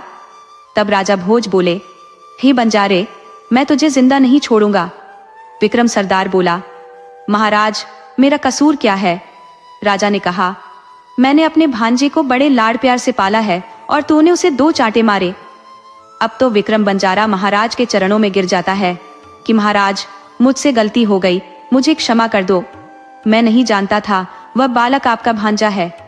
इस प्रकार विक्रम बंजारे ने 1 लाख स्वर्ण मुद्राएं राजा को देकर अपनी गलती की क्षमा मांगी। राजा भोज भी सरदार से 1 लाख स्वर्ण मुद्राएं लेकर प्रसन्न हो जाते हैं और उसे अपने दरबार में बुलाकर लाते हैं और अपने भांजे इंद्रजीत से सरदार का परिचय कराते हैं। इस प्रकार विक्रम बंजारा राजा भोज के यहाँ अतिथि बनकर ठहर गया था। राजा उसे अपने नगर में घुमाते हैं। राजा भोज का मित्र वह बंजारा बन जाता है। राजा के महलों में रहते हुए अब बंजारे को कई दिन बीत जाते हैं। घूमते फिरते उनकी नजर एक दिन राजकुमार की माता रानी मैनावती पर पड़ जाती है। रानी मैनावती देखने में बहुत सुंदर थी। उसे देखकर जो बंजारे की नियत खराब हो जाती है और कहने लगा, यह तो बहुत सुंदर स्त्री है, यह तो मेरी पत्नी बनने के योग्य है। सरदार ने राजा से पूछा कि महाराज, यह स्त्री कौन है? राजा भोज ने बताया कि यही हमारी बहन है और जिस बालक को तुमने मारा था वह बालक हमारी इसी बहन का पुत्र है। सरदार विक्रम बोला, तब तो हमें आपकी बहन से मिलकर माफी मांगनी चाहिए। और इसी बहाने से विक्रम सरदार रानी मैनावती के पास जाता है और उनसे अपनी गलती की क्षमा मांगता है। रानी पर उसकी नियत तो खराब हो चुकी थी। उसने क्या किया, एक नौलखा हार रानी मैनावती को भेंट किया और कहा, तुम जैसे राजा भोज की बहन हो उसी तरह से तुम मेरी भी बहन हो और यह हार मैं तुम्हें उपहार में देता हूँ। हार को पाकर रानी बड़ी प्रसन्न हो जाती है। उसे भी लगता है जब यह मुझे बहन मान रहा है तो मुझे भी इसका सत्कार करना चाहिए। इसलिए रानी मैनावती ने अपने महल में उसे भोजन कराया। अब बंजारे को रहते हुए काफी समय बीत जाता है तो एक दिन वह विक्रम बंजारा राजा से कहता है, हे राजन, आपकी बहन को मैं अपनी बहन मानता हूँ। हे राजन, ये बहन काफी समय से आपके पास रह रही है। यदि आपकी अनुमति हो तो मैं इस बहन को और मेरे भांजे को कुछ समय के लिए अपना नगर दिखाना चाहता हूँ। दोनों लोग मेरे यहाँ भी घूम कर देख लेंगे और दिनों की बात नहीं है, थोड़े दिन बाद मैं इन्हें यहाँ छोड़ जाऊंगा। राजा भोज ने कहा, देखिए, इस बारे में तो मैं कुछ नहीं कह सकता। यदि मेरी बहन आपके साथ जाने को तैयार हो तो मैं रोक नहीं सकता, क्योंकि अब तुम उसके भाई हो। सरदार जब रानी मैनावती से अपने यहाँ चलने को कहता है तो रानी मैनावती भी मान जाती है। सोचने लगी, जब विक्रम इतना कह रहा है तो मुझे इसके साथ चलना चाहिए। लेकिन वह सरदार विक्रम के मन में खोट को नहीं जानती थी। रानी मैनावती ने राजा भोज से कहा, भैया, मुझे यहाँ रहते हुए काफी दिन हो गए हैं। आपकी आज्ञा हो तो मैं भाई विक्रम के यहाँ कुछ दिन के लिए चली जाऊं। राजा ने भी उसे जाने की अनुमति दे दी। जब संबंध गहरा जुड़ जाता है तो आना जाना तो चलता ही रहता है। राजा भोज ने सरदार विक्रम पर विश्वास करके अपनी बहन मैनावती को उसके साथ भेज दिया और फौरन एक पालकी तैयार करवाई और पालकी में बैठकर रानी मैनावती विक्रम के साथ चल देती है। अब विक्रम सोचने लगा, अभी तो मैं इसे बहन बनाकर ले जा रहा हूँ, घर जाकर मैं इसे पत्नी बना लूंगा। इस प्रकार वह बंजारा रानी मैनावती को अपने साथ ले जाता है। जब विक्रम ने अपने साथियों से कहा कि आज शाम तक हमें राजा भोज के राज्य की सीमा से बाहर निकलना है, इसलिए तेजी से चलिए। सरदार के सभी साथी अपना माल लेकर तेजी के साथ आगे बढ़ते हैं और पूरे दिन का सफर तय करके राजा भोज के राज्य से बाहर निकल जाते हैं। दूसरे राज्य में जाकर जब शाम हो जाती है तो सरदार उसी स्थान पर अपना डेरा लगा देता है। एक तंबू रानी मैनावती के लिए लगवा दिया जाता है तो दूसरा तंबू राजकुमार इंद्रजीत के लिए। अब धीरे धीरे जब मध्य रात्रि का समय हुआ तो रानी मैनावती की सुंदर तस्वीर विक्रम बंजारे के दिमाग में चलती रहती है। अब विक्रम बंजारा आधी रात के समय उठकर रानी मैनावती के डेरे के अंदर चला जाता है। रानी के सुंदर यौवन को देखकर अब बंजारे की नीयत खराब हो जाती है। विक्रम सरदार ने जब रानी के तंबू में प्रवेश किया तो पैरों की आहट से महारानी मैनावती जाग जाती है और उसकी दृष्टि जब सरदार विक्रम पर गई तो उसने देखा कि काम दृष्टि से सरदार उसकी तरफ देख रहा है। रानी मैनावती एकदम घबरा जाती है और पूछने लगी, भैया, तुम यहाँ कैसे? रानी की आवाज सुनकर विक्रम बंजारा अपनी शैतानी मुस्कान के साथ हंसने लगा और कहने लगा, रानी, तुम मुझे भाई कहना बंद करो, क्योंकि आज से तुम मेरी प्रिय पत्नी बनोगी। ये बात सुनकर रानी मैनावती घबरा जाती है कि आज उसे सरदार की नियत का पता चल चुका था। सरदार कहने लगा, रानी, जब से मैंने तुझे देखा है तब से तेरे रूप का मैं दीवाना हो गया हूँ, इसीलिए मैं से तुझे बुलाकर लाया हूँ। अब आज से तुम मेरे महलों की रानी बनकर मेरे महलों की शोभा बढ़ाओगी। सरदार की यह बात सुनते ही रानी क्रोध से भर जाती है, उसकी आंखें लाल हो जाती हैं।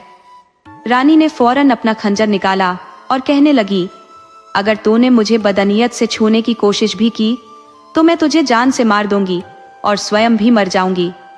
मेरे भाई ने तुझ पर विश्वास करके बहुत बड़ी गलती की है, किसी ने सच कहा है, नियम की जड़ में चाहे जितना दूध डाल दो पर उसमें मिठास नहीं आ सकती। रानी मैनावती का क्रोध भरा चेहरा देखकर सरदार बंजारा डर जाता है और कहने लगा, कोई बात नहीं, आज तू मेरे प्रस्ताव को नहीं मानेगी तो मैं तुझे जेल में डाल दूंगा। जीवन भर तू मेरे यहाँ कैद रहकर चक्की पीसेगी। रानी बोली, मुझे तेरी हर सजा मंजूर है, पर तेरी पत्नी बनना मंजूर नहीं। इस प्रकार दोनों में कुछ देर तक बातचीत होती रहती है। सरदार रानी को बहुत मनाने की कोशिश करता है, परंतु रानी मैनावती नहीं मानती। इधर जब सवेरा होता है तो सरदार क्रोधित अवस्था में अपने तंबू की तरफ आ रहा होता है और वहां आकर के सरदार ने अपने प्रधान नौकर को आदेश दिया कि यहाँ से समस्त लश्कर के साथ आगे बढ़ जाए। एक दिन पूरा सफर करने के बाद सरदार अपने गांव में पहुंच जाता है। सरदार का महल भी राजाओं से कम नहीं था। सरदार ने रानी को जहां रखा जहां पर कैदी रहते थे, उन्हीं कैदियों के साथ रानी मैनावती को बंजारे सरदार ने जेल में डाल दिया और उससे बहुत काम करवाने लगा। इधर उसके पुत्र इंद्रजीत से भी वह बंजारा बहुत काम करवाता था। उसे अपनी गाय चरवाता था। इंद्रजीत अब 13 वर्ष का हो गया था। उसे सरदार पर बहुत क्रोध आता था, लेकिन सोचने लगा, मैं इसे मार डालूं। इधर सरदार भी मन में विचार कर रहा था, क्यों ना मैं इस रानी के बेटे इंद्रजीत को ही रास्ते से हटा दूं। ये बड़ा होकर मेरे लिए बहुत बड़ा संकट बन सकता है। ऐसा सोचकर सरदार ने इंद्रजीत को अपने पास बुलाया और कहा, पुत्र, आज हमारे साथ तुम्हें भोजन करना होगा। आज मैं तुम्हें अपने हाथों से स्वादिष्ट भोजन करवाऊंगा। इंद्रजीत ने मन ही मन सोचा कि आज सरदार मुझ पर बहुत प्रसन्न है, लेकिन वह उसके मन की चालाकी को नहीं जानता था। सरदार ने भोजन में जहर मिला दिया था और इंद्रजीत को खिला दिया। जहर मिला भोजन करने के बाद इंद्रजीत बेहोश हो जाता है। सरदार ने उसके हाथ, पैर और मुंह पर कपड़ा लपेटा और एक घोड़े पर रखकर उसे जंगल में ले जाता है। जंगल में एक जो कुआं था, कुएं में पानी भरा हुआ था। सरदार ने इंद्रजीत को बेहोशी की हालत में उसी कुएं में डाल दिया जहां जहर खाने से इंद्रजीत की मृत्यु हो चुकी थी। उसका मरा हुआ शरीर पानी के अंदर गहराई में चला जाता है। सरदार रानी पर अत्याचार करता था। बेचारी पूरा दिन आटा पीसती रहती थी। बेचारी की बहुत ही दयनीय अवस्था हो चुकी थी। इधर इंद्रजीत की लाश जब पानी के अंदर जाती है तो उस कुएं में एक बड़ा ही सुंदर महल बना हुआ था। उस महल के अंदर एक इच्छाधारी नाग अपनी बेटी के साथ रहता था। उसकी बेटी का नाम राजेश्वरी था। एक दिन राजेश्वरी घूमने के लिए निकलती है। उधर नाग भी कहीं घूमने के लिए चला जाता है। उसने कुएं में देखा कि एक सुंदर युवा, जिसकी आयु लगभग 13 वर्ष की होगी, वह मूर्छित अवस्था में पड़ा हुआ था। वह लाश देखकर एकदम विचलित हो जाती है। सोचने लगी, किसने मारकर इसको यहाँ डाला है। इंद्रजीत के मृत शरीर को राजेश्वरी बाहर निकाल लेती है और उसे उठाकर अपने महल में ले जाती है। महल में उसे ले जाकर एक कोने में रख लेती है। तब तक उसका पिता नाग आ जाता है। नाग ने अपनी बेटी से पूछा, पुत्री, ये तुम किसे लेकर आई हो। तब वह कहती है, पिताश्री, मैं नहीं जानती हूँ ये कौन है। ये इस कुएं में मरा हुआ पड़ा था, मैं इसे जल से बाहर लेकर आई हूँ। जब नाग ने इंद्रजीत के चेहरे से कपड़ा हटाया तो वह उसे देखता ही रह गया। इंद्रजीत बहुत ही सुंदर था। नाग सोचने लगा, इतना सुंदर नौजवान को भला किस दुष्ट ने मार दिया। नाग ने अपनी नाक मणि लेकर इंद्रजीत के मृत शरीर से लगाई तो वह एकदम से जीवित हो जाता है। इंद्रजीत के जीवित होने पर नाग और उसकी पुत्री ने पूछा कि तुम कौन हो और इस कुएं में कैसे आए, किसने तुम्हें कुएं में मारकर डाल दिया था। तब उस समय इंद्रजीत की जो स्मृति खत्म हो चुकी थी, उसे कुछ भी याद नहीं था। वह कहने लगा, मुझे कुछ याद नहीं है कि मैं कौन हूं और यहाँ कैसे आया हूं। नाग के मन में विचार चल रहा था कि मेरी पुत्री भी विवाह के योग्य है और इससे सुंदर युवक भला मुझे कहाँ मिल सकता है। क्यों ना मैं अपनी पुत्री राजेश्वरी का विवाह इसके साथ संपन्न कर दूं। यही सोचकर नाग ने कहा, बेटे, तुम मेरे यहाँ आराम से रह सकते हो। यहाँ पर तुम्हें कोई दिक्कत नहीं होगी। ये मेरी पुत्री राजेश्वरी है और मैं इसका विवाह तुम्हारे साथ कर दूंगा। इंद्रजीत भी नाग कन्या के साथ विवाह करने के लिए राजी हो जाता है। नाग ने अपनी बेटी का विवाह इंद्रजीत के साथ संपन्न करा दिया। अब दोनों बड़े आराम से उस महल में निवास करने लगे। इधर 6 महीने का समय बीत जाता है। उधर महाराज भोज के मन में जो विचार आता है कि बंजारा सरदार 1 महीने का वादा करके मेरी बहन को लेकर गया था, परंतु आज 6 महीने का समय हो गया है और वो वापस नहीं लौटा। मुझे उसकी कुछ जानकारी लेनी चाहिए, मुझे चलकर देखना चाहिए। तो महाराज भोज अपने घोड़े पर सवार हुए और सरदार के यहाँ चल देते हैं।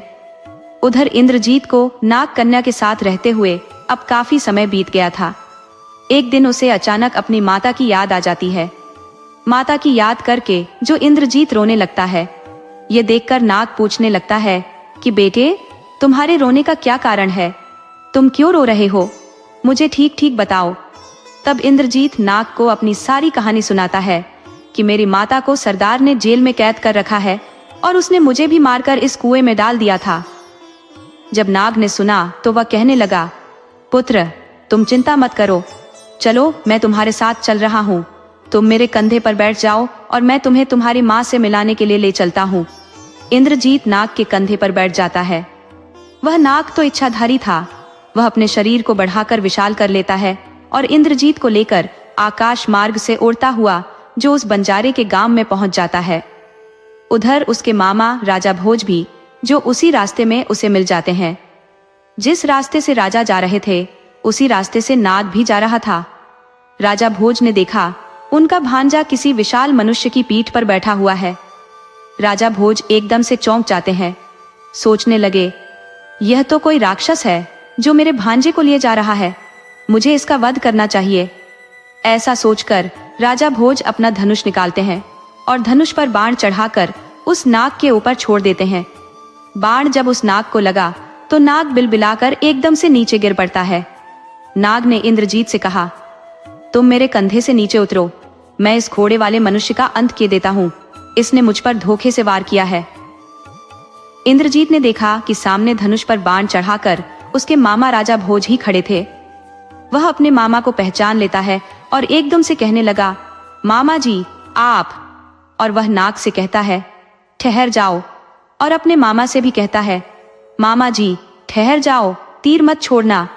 मैं आज जीवित हूँ तो इन्हीं नागराज की वजह से। इन्होंने मुझ पर बहुत बड़ा उपकार किया है। मुझे उस विक्रम सरदार ने मारकर कुएं में डाल दिया था। मेरी माँ को उसने अपने यहाँ कैद कर रखा है। अपने भांजे इंद्रजीत के मुख से ये बात सुनकर राजा भोज का क्रोध भड़क जाता है। राजा भोज तुरंत नागराज से कहने लगे, मुझे क्षमा करना, मैं तो समझ रहा था कि कोई राक्षस मेरे भांजे का अपहरण करके लिए जा रहा है, इसलिए तुम पर मैंने बाण चला दिया। मैं तुमसे क्षमा मांगता हूँ। और ये बात सुनकर नागराज बड़ा प्रसन्न हुआ और कहने लगा, नहीं महाराज, ऐसी कोई बात नहीं है। मैं तो तुम्हारे भांजे को अपने मेहमान को लेकर उस सरदार को सबक सिखाने के लिए जा रहा था। मैं उसको जिंदा नहीं छोड़ूंगा। इस प्रकार तीनों आपस में विचार विमर्श करने के बाद सरदार बंजारे से बदला लेने के लिए चल देते हैं। उधर रानी मैनावती के पति राजा इंद्रसेन ने सोचा कि मैंने अपनी रानी को देश निकाला दे दिया, इसके बाद मेरी अन्य किसी रानी से कोई संतान पैदा नहीं हुई, मेरा तो अब वंश ही खत्म हो जाएगा। उसी दिन राजा इंद्रसेन अपने उसी सरदार विक्रम के पास जाते हैं, क्योंकि सरदार का सभी राजाओं के पास उठना बैठना था। उसका स्वयं का भी राजाओं जैसा किला था।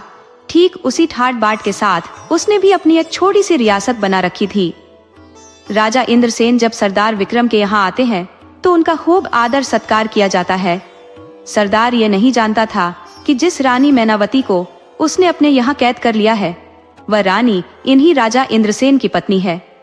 राजा इंद्रसेन भी नहीं जानते थे जिस रानी को मैंने मरवा दिया वह अभी भी जीवित है और इसी बंजारे की कैद में है। उधर राजा इंद्रसेन सरदार की सभा में बैठे हुए थे।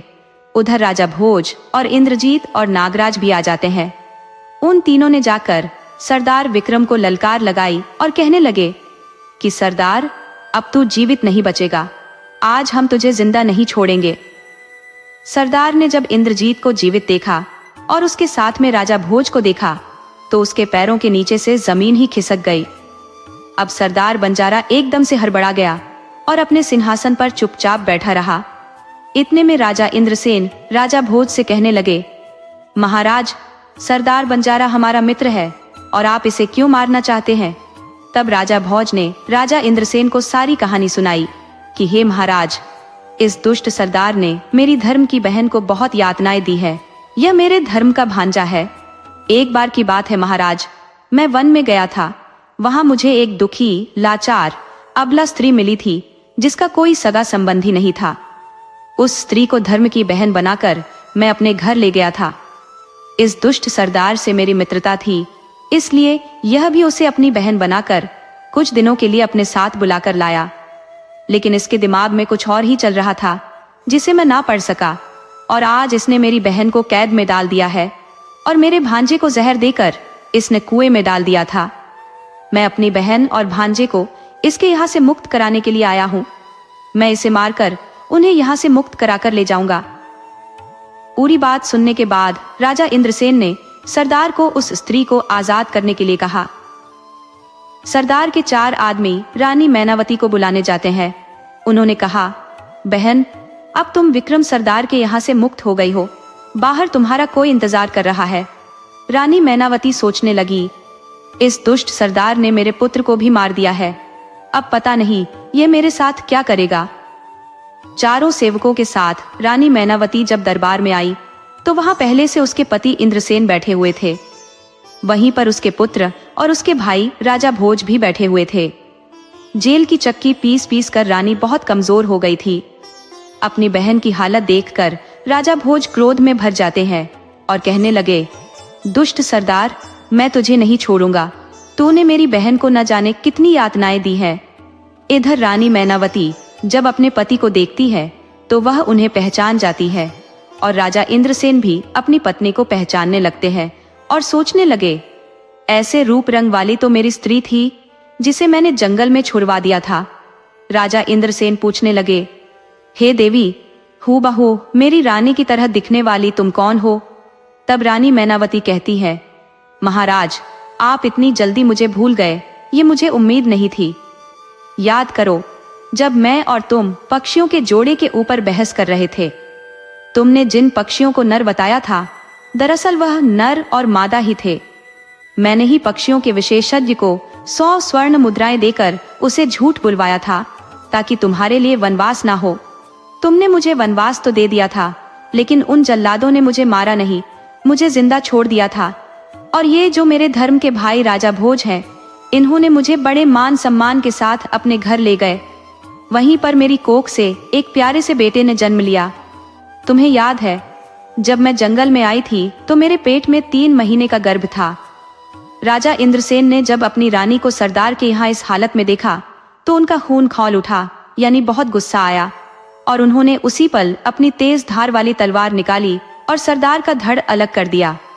इस तरह उस सरदार को उसके बुरे कामों का फल मिल चुका था।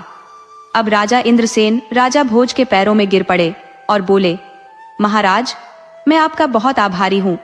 आपने मेरे डूबते हुए परिवार को बचा लिया। उसी समय महाराज इंद्रसेन राजा भोज से आज्ञा लेकर अपने नगर को खुशी खुशी लौट गए।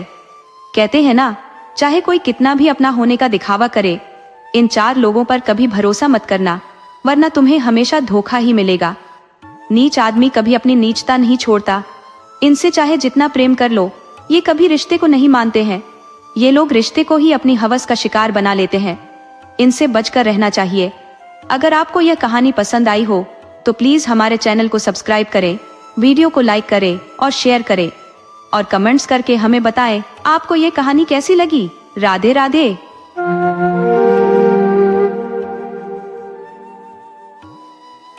एक नगर में एक राजा का विस्तृत और संपन्न राज्य था। उस राजा का एक पुत्र था जो राजकुमार के रूप में जाना जाता था। राजकुमार के 2 घनिष्ठ मित्र थे जो उसी गांव में निवास करते थे। एक मित्र बाहर रहता था, जबकि दूसरा मित्र एक नीच जाति का खाती था। तीनों मित्रों के बीच गहरी मित्रता थी और वे एक दूसरे के बिना खाना तक नहीं खाते थे। लेकिन उन सभी में एक बुरी आदत ने जड़ें जमा ली थी, नशा करने की। जब भी तीनों मिलते वे नशा करना अनिवार्य मानते थे। राजा को अपने पुत्र का नीच जाति के लोगों के साथ मेल जोल रखना और नशे की लत कतई पसंद नहीं थी। वह इस बात से बिल्कुल असंतुष्ट था और राजकुमार को बार बार इस पर सलाह देता था, लेकिन राजकुमार उसकी बात को अनसुना कर देता। एक कान से सुनता और दूसरे से निकाल देता। रोज रोज की डांट और तानों से तंग आकर राजकुमार धीरे धीरे इस स्थिति से ऊबने और परेशान होने लगा। दूसरी ओर दोनों मित्रों के परिवारजन भी उनके नशे और काम धंधा छोड़ने की आदत से व्यथित थे। एक दिन राजा और दोनों मित्रों के परिवारों ने एक कठोर निर्णय लिया। उन्होंने अपने पुत्रों पर घर से बाहर जाने और एक दूसरे से मिलने पर प्रतिबंध लगा दिया। अब तीनों दोस्तों का मिलना बंद हो गया था। जो एक दूसरे को बिना देखे खाना तक नहीं खाते थे, वे अब घर की चारदीवारी में बंद हो गए थे। कुछ दिन बाद किसी प्रकार एक दिन तीनों ने एक दूसरे से मिलकर घर से भागने का संकल्प लिया। अगले ही दिन वे अपने अपने सामान के साथ घर छोड़कर निकल पड़े। तीनों दोस्त घर से तो भाग गए थे, लेकिन अब प्रश्न यह था कि वे कहाँ रहेंगे। चलते चलते वे तीनों एक नाव में सवार होकर अपने गांव से बहुत दूर निकल आए और वहां एक अद्भुत महल देखा।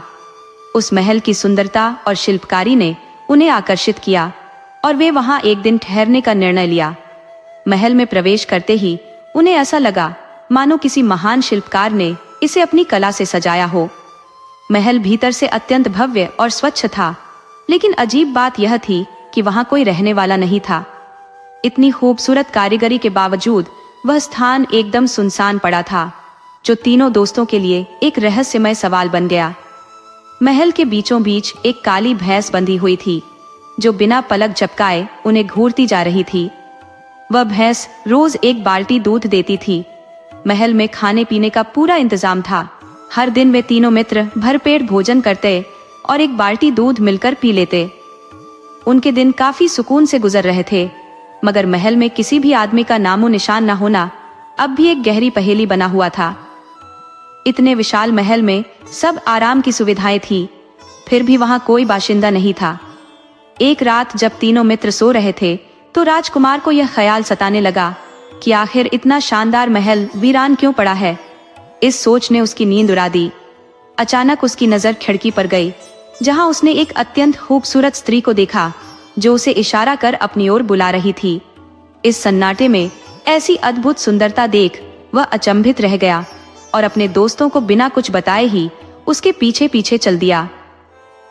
राजकुमार केवल उसकी सुंदरता से प्रभावित होकर ही नहीं गया, बल्कि उसके मन में इस रहस्यमय महल की असलियत जानने की प्रबल इच्छा भी थी। रास्ते में उसने देखा कि वह भैंस, जो पूरे दिन खूंटे से बंधी रहती थी, वहां से गायब थी, मानो किसी ने उसे आजादी दे दी हो। जब वह स्त्री राजकुमार को अपने वश में ले गई, तो उसने अपना असली भयावह रूप दिखा दिया। उसके दांत इतने बड़े हो गए कि वे उसके मुंह से बाहर झांकने लगे।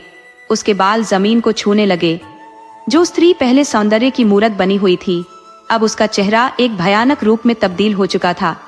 सुबह जब हुई तो उसके मित्र उठे और पाया कि राजकुमार गायब था, जो दरअसल रात को उस भयंकर दंतियों वाले डायन का शिकार हो चुका था। राजकुमार के न होने पर उसके दोनों साथी ये सोचने लगे कि वह शायद उन्हें छोड़कर चला गया है। उन्होंने अपने मन में यह धारणा बना ली कि वह तो राजा का बेटा है और आखिर कितने दिन हमारे जैसे गरीबों का साथ देगा। उन्हें लगा राजकुमार हमें यहाँ छोड़कर चला गया, दोस्ती तोड़ दी। अगले ही दिन रात को फिर भैंस ने दूध देना शुरू किया और इस बार उसने 2 बाल्टी दूध दिया, जो पहले की मात्रा से कहीं अधिक था। अचानक दूध की मात्रा बढ़ने पर कुम्हार के बेटे को अजीब लगा। उसे यह सोच परेशान करने लगी कि भला कैसे एक रात में ही भैंस इतना अधिक दूध दे सकती है। उसे भी नींद नहीं आ रही थी और वह इसी उलझन में सोचता रहा। जैसे ही वह जागा हुआ था, उसने देखा कि एक सुंदर स्त्री उसे भी संकेत कर रही थी और वह भी उसके पीछे पीछे चल दिया। जो घटना राजकुमार के साथ हुई थी, वही कुम्हार के बेटे के साथ भी दोहराई गई। सुबह होते होते अब खाती अकेला रह गया। अब जब कुम्हार का बेटा भी लापता हो गया, तो खाती को संदेह हुआ कि महल में कोई ना कोई गड़बड़ अवश्य है। उसने सोचा, मेरे दोस्त ऐसे नहीं है कि मुझे अकेला छोड़कर चले जाएं। जरूर कोई रहस्य छुपा है। उस रात उसने निर्णय लिया कि वह भैंस पर निगरानी रखेगा। रात को भैंस ने इस बार 3 बाल्टी दूध दिया, जो उसे और भी संदिग्ध लगा। उसने ठान लिया कि वह रात भर जागेगा और भैंस की गतिविधियों पर नजर रखेगा। जैसे ही आधी रात हुई, उसने देखा कि वह भैंस अचानक एक सुंदर स्त्री में बदल गई और खाती के कमरे की ओर बढ़ने लगी। ये दृश्य देखकर खाती बुरी तरह भयभीत हो गया। उसके पास अब वहां से भागने के अलावा कोई उपाय न था। खाती को भागता देख वह डायन अपने भयानक रूप में आ गई, लेकिन किसी तरह वह भागते भागते गांव तक पहुंचने में सफल हो गया। डायन के आक्रमण से बचने के लिए खाती घबराकर एक पेड़ पर चढ़ गया।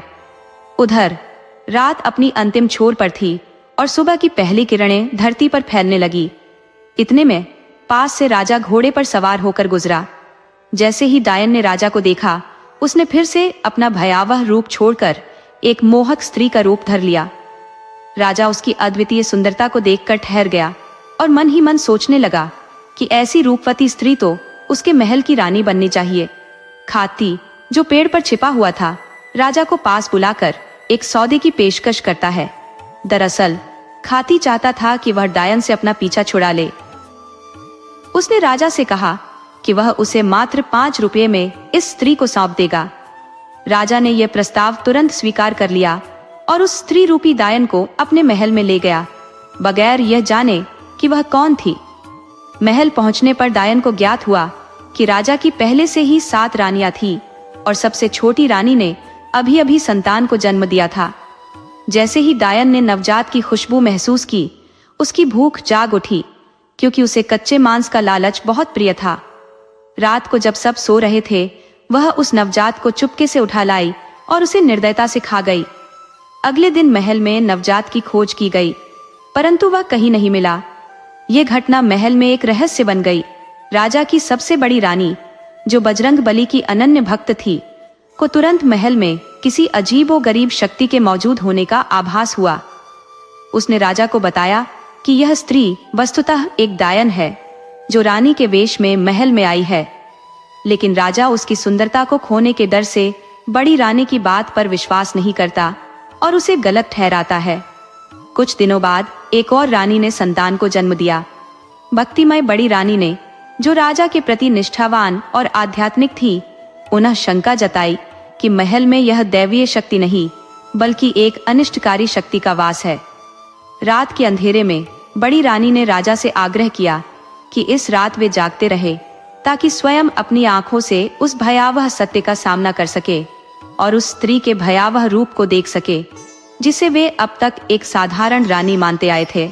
राजा सहर्ष तैयार हो गया और रानी अपने कक्ष में चली गई। जैसे ही आधी रात का सन्नाटा छाया, डायन अपने असली विकराल रूप में प्रकट हुई और उसे नवजात शिशु की गंध अपनी ओर खींचने लगी। धीमे धीमे उसके कदम रानी के कक्ष की ओर बढ़ने लगे। राजा और बड़ी रानी, जो हनुमान जी की अनन्य भक्त थी और जिनमें गहरी आध्यात्मिकता थी, डायन का पीछा करने लगे। जैसे ही वह डायन नवजात को उठाने के लिए झुकी, उसी पल उसका भीषण स्वरूप सभी के सामने आ गया। उसकी विकरालता और उसके दांतों की चुभन देखकर राजा और बड़ी रानी का कलेजा कांप उठा। जब डायन ने उस मासूम को खाने का प्रयास किया, तो बड़ी रानी और राजा ने उसे तुरंत पकड़ लिया। रानी ने पहले ही अपने गुरु को महल में आमंत्रित कर लिया था, ताकि आवश्यकता पड़ने पर वे अपने तंत्र मंत्र के सहारे इस दुष्ट आत्मा को काबू में कर सके। गुरुजी ने श्मशान के चौराहे पर अपने मंत्रों की शक्ति से डायन को जकड़ लिया और उसे स्थायी रूप से समाप्त करने के लिए उसे श्मशान में गहरे दबा दिया। इस प्रकार वह डायन, जिसने राजा के पुत्र और कुमार के बेटे को निगल लिया था और जिसने अपने छलावे में राज्य का आधा हिस्सा खा लिया था, अंततः अपने विनाश को प्राप्त हुई। खाती का लड़का अपनी बुद्धिमत्ता और साहस के बल पर इस आपदा से बच निकला था।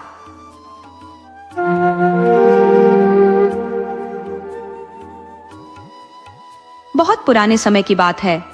एक छोटे से गांव में एक किसान रहता था, जिसका स्वभाव काफी कठोर और हठीला था। नाम था उसका रामू। उसकी सोच बहुत ही तंग और संकीर्ण थी। वह मानता था कि स्त्रियां तो मात्र घरेलू कार्यों के लिए होती हैं और उनके मूल्य को पैर की जूती से अधिक नहीं समझता था। वह स्वयं को प्रधान और श्रेष्ठ मानता था। उसकी पत्नी कांता थोड़ी पढ़ी लिखी थी, लेकिन ग्रामीण परंपराओं के बंधनों के कारण वह अपने विचारों को दबाए रखती थी। एक दिन की बात है, कांता ने अपने पड़ोस में एक व्यक्ति को देखा जो शराब के नशे में अपनी पत्नी को बेरहमी से मार रहा था। यह दृश्य उससे सहन नहीं हुआ और वह तुरंत वहां पहुंची और उस व्यक्ति को रोकने का प्रयास करने लगी। यह बात उस व्यक्ति को बहुत नागवार गुजरी, और उसने कांता की शिकायत उसके पति रामू से कर दी। रामू जब घर लौटा तो उसने कांता पर क्रोध की वर्षा कर दी। वह गुस्से से बोला, तुम्हें क्या आवश्यकता थी बीच में पड़ने की? घर की लक्ष्मण रेखा से बाहर कदम रखने की कोई जरूरत नहीं थी। रामू ने अपनी पत्नी पर नाराज होकर डांट लगाई तो उसकी पत्नी कांता ने सवाल किया, आप मुझ पर इस तरह क्यों बरस रहे हैं? मैंने कौन सा त्रिया चरित्र दिखाया है? कांता की बात सुनकर रामू और भड़क गया और बोला, तुम हर बार दूसरों के मामलों में क्यों पड़ती हो? जो वह अपनी पत्नी के साथ करता है वह उसका निजी मामला है, उसके लिए पंचायत और राजा है। तुम अपने को उनसे ऊपर समझती हो क्या? इसी आदत को तो त्रिया चरित्र कहते हैं। कांता चुपचाप सब सुनती रही, लेकिन मन में उसने कुछ ठान लिया। रामू ने फिर कहा, सुनो, मैंने खेतों में पानी लगा दिया है, कल सुबह मैं बुवाई करने जाऊंगा, तुम कल भोजन लेकर खेत में आ जाना। जान यही। कांता ने हामी भर दी, लेकिन मन में कुछ विचार मग्न हो गई। शाम होते ही वह बाजार गई और बहुत सारी मछलियां खरीद लाई। फिर वह खेतों में गई और उन मछलियों को जमीन में दबा आई। अगली सुबह जब रामू खेत में बुवाई करने पहुंचा और हल चलाने लगा तो मछलियां बाहर निकलने लगी। इतनी सारी मछलियां देखकर रामू चकित हो गया और खुश भी हुआ। उसने मन ही मन सोचा कि आज वह मछलियों का स्वादिष्ट भोजन बनवाएगा। उसके मुंह में पानी आने लगा। थोड़ी ही देर में कांता भी भोजन लेकर वहां पहुंच गई। रामू ने खुश होकर कहा, आज तो शाम को चटपटी मछलियां बनाना, बहुत समय से खाने को नहीं मिली। कांता मुस्कुराई और बोली, जी, ऐसी बनाऊंगी कि जिंदगी भर याद रखोगे। उसकी बात सुनकर रामू का मुंह और ज्यादा पानी से भर गया। रामू ने कहा, ठीक है कांता, अब तुम जाकर मछली पकाने की तैयारी करो, मैं खेत का काम निपटा कर आता हूँ। कांता घर आई और मछली पकाकर पति का इंतजार करने लगी। शाम को रामू ने मछली खाने की खुशी में 2 गिलास ताड़ी चढ़ा ली और झूमता हुआ घर लौटा। आते ही बोला, अरे कांता, खाना ले आओ। कांता ने जवाब दिया, अब भी लाई, और वह खाने की थाली लेकर आई। उसने रामू के सामने थाली रखी जिसमें दाल चावल था। रामू ने थाली में झांक कर कहा, अरे कांता, भगवान, मछली कहाँ है? कांता ने अचरज से पूछा, कौन सी मछली? जी, लगता है आज आपने ज्यादा ताड़ी चढ़ा ली है। रामू ने गुस्से से कहा, क्या बकवास कर रही हो? आज मैंने खुद खेत में मछलियां दी थी तुम्हें कि इसे पका कर रखना। अब बहस मत करो, चुपचाप मछली ले आओ, नहीं तो अच्छा नहीं होगा। कांता बोली, हाय राम, आप क्या कह रहे हैं? कौन सी मछली? आज तो आपको भंग भी चढ़ गई लगती है। रामू का गुस्सा चरम पर पहुंच गया और वह गरजते हुए बोला, हरामजादी, झूठ बोलती है, जरूर किसी यार को खिला दी होगी और अब मासूम बनने का नाटक कर रही है। आज तुझे सबक सिखाता हूँ। ये कहते हुए उसने एक डंडा उठा लिया और कांता को पीटने लगा। कांता की चीखें सुनकर आस पड़ोस के लोग इकट्ठा हो गए। वहीं पड़ोसी, जिसकी पत्नी के मामले में कांता ने दखल दिया था, वह भी वहां आया और बोला, अरे भाई, क्यों मार रहे हो इसे इतनी बेरहमी से? आखिर क्या गुनाह किया है इसने? रामू बोला, क्या बताऊं भाई, इसको मैंने मछलियां पकाने को दी थी और अब ये कहती है कि मछलियां नहीं है। रामू की पत्नी कांता ने साफ साफ कहा कि उसे कोई मछलियां नहीं दी गई थी पकाने के लिए। ये सुनकर वह व्यक्ति बोला, फिर तो भैया सही कर रहे हो, जोर से पूछो ताकि सबको सच पता चले। इस तरह के झगड़े से गांव की औरतों पर बुरा असर पड़ेगा। जब विवाद बढ़ता गया तो गांव के मुखिया वहां आ गए और लोग आपस में फुसफुसाने लगे कि अगर एक औरत ऐसे करती है तो बाकी भी बिगड़ सकती है। मुखिया जी ने सबको शांत किया और पूछा, आखिर मामला क्या है, क्यों झगड़ा कर रहे हो? उन्होंने रामू और कांता दोनों को बुलाया और कांता से पूछा, मछलियां कहाँ है?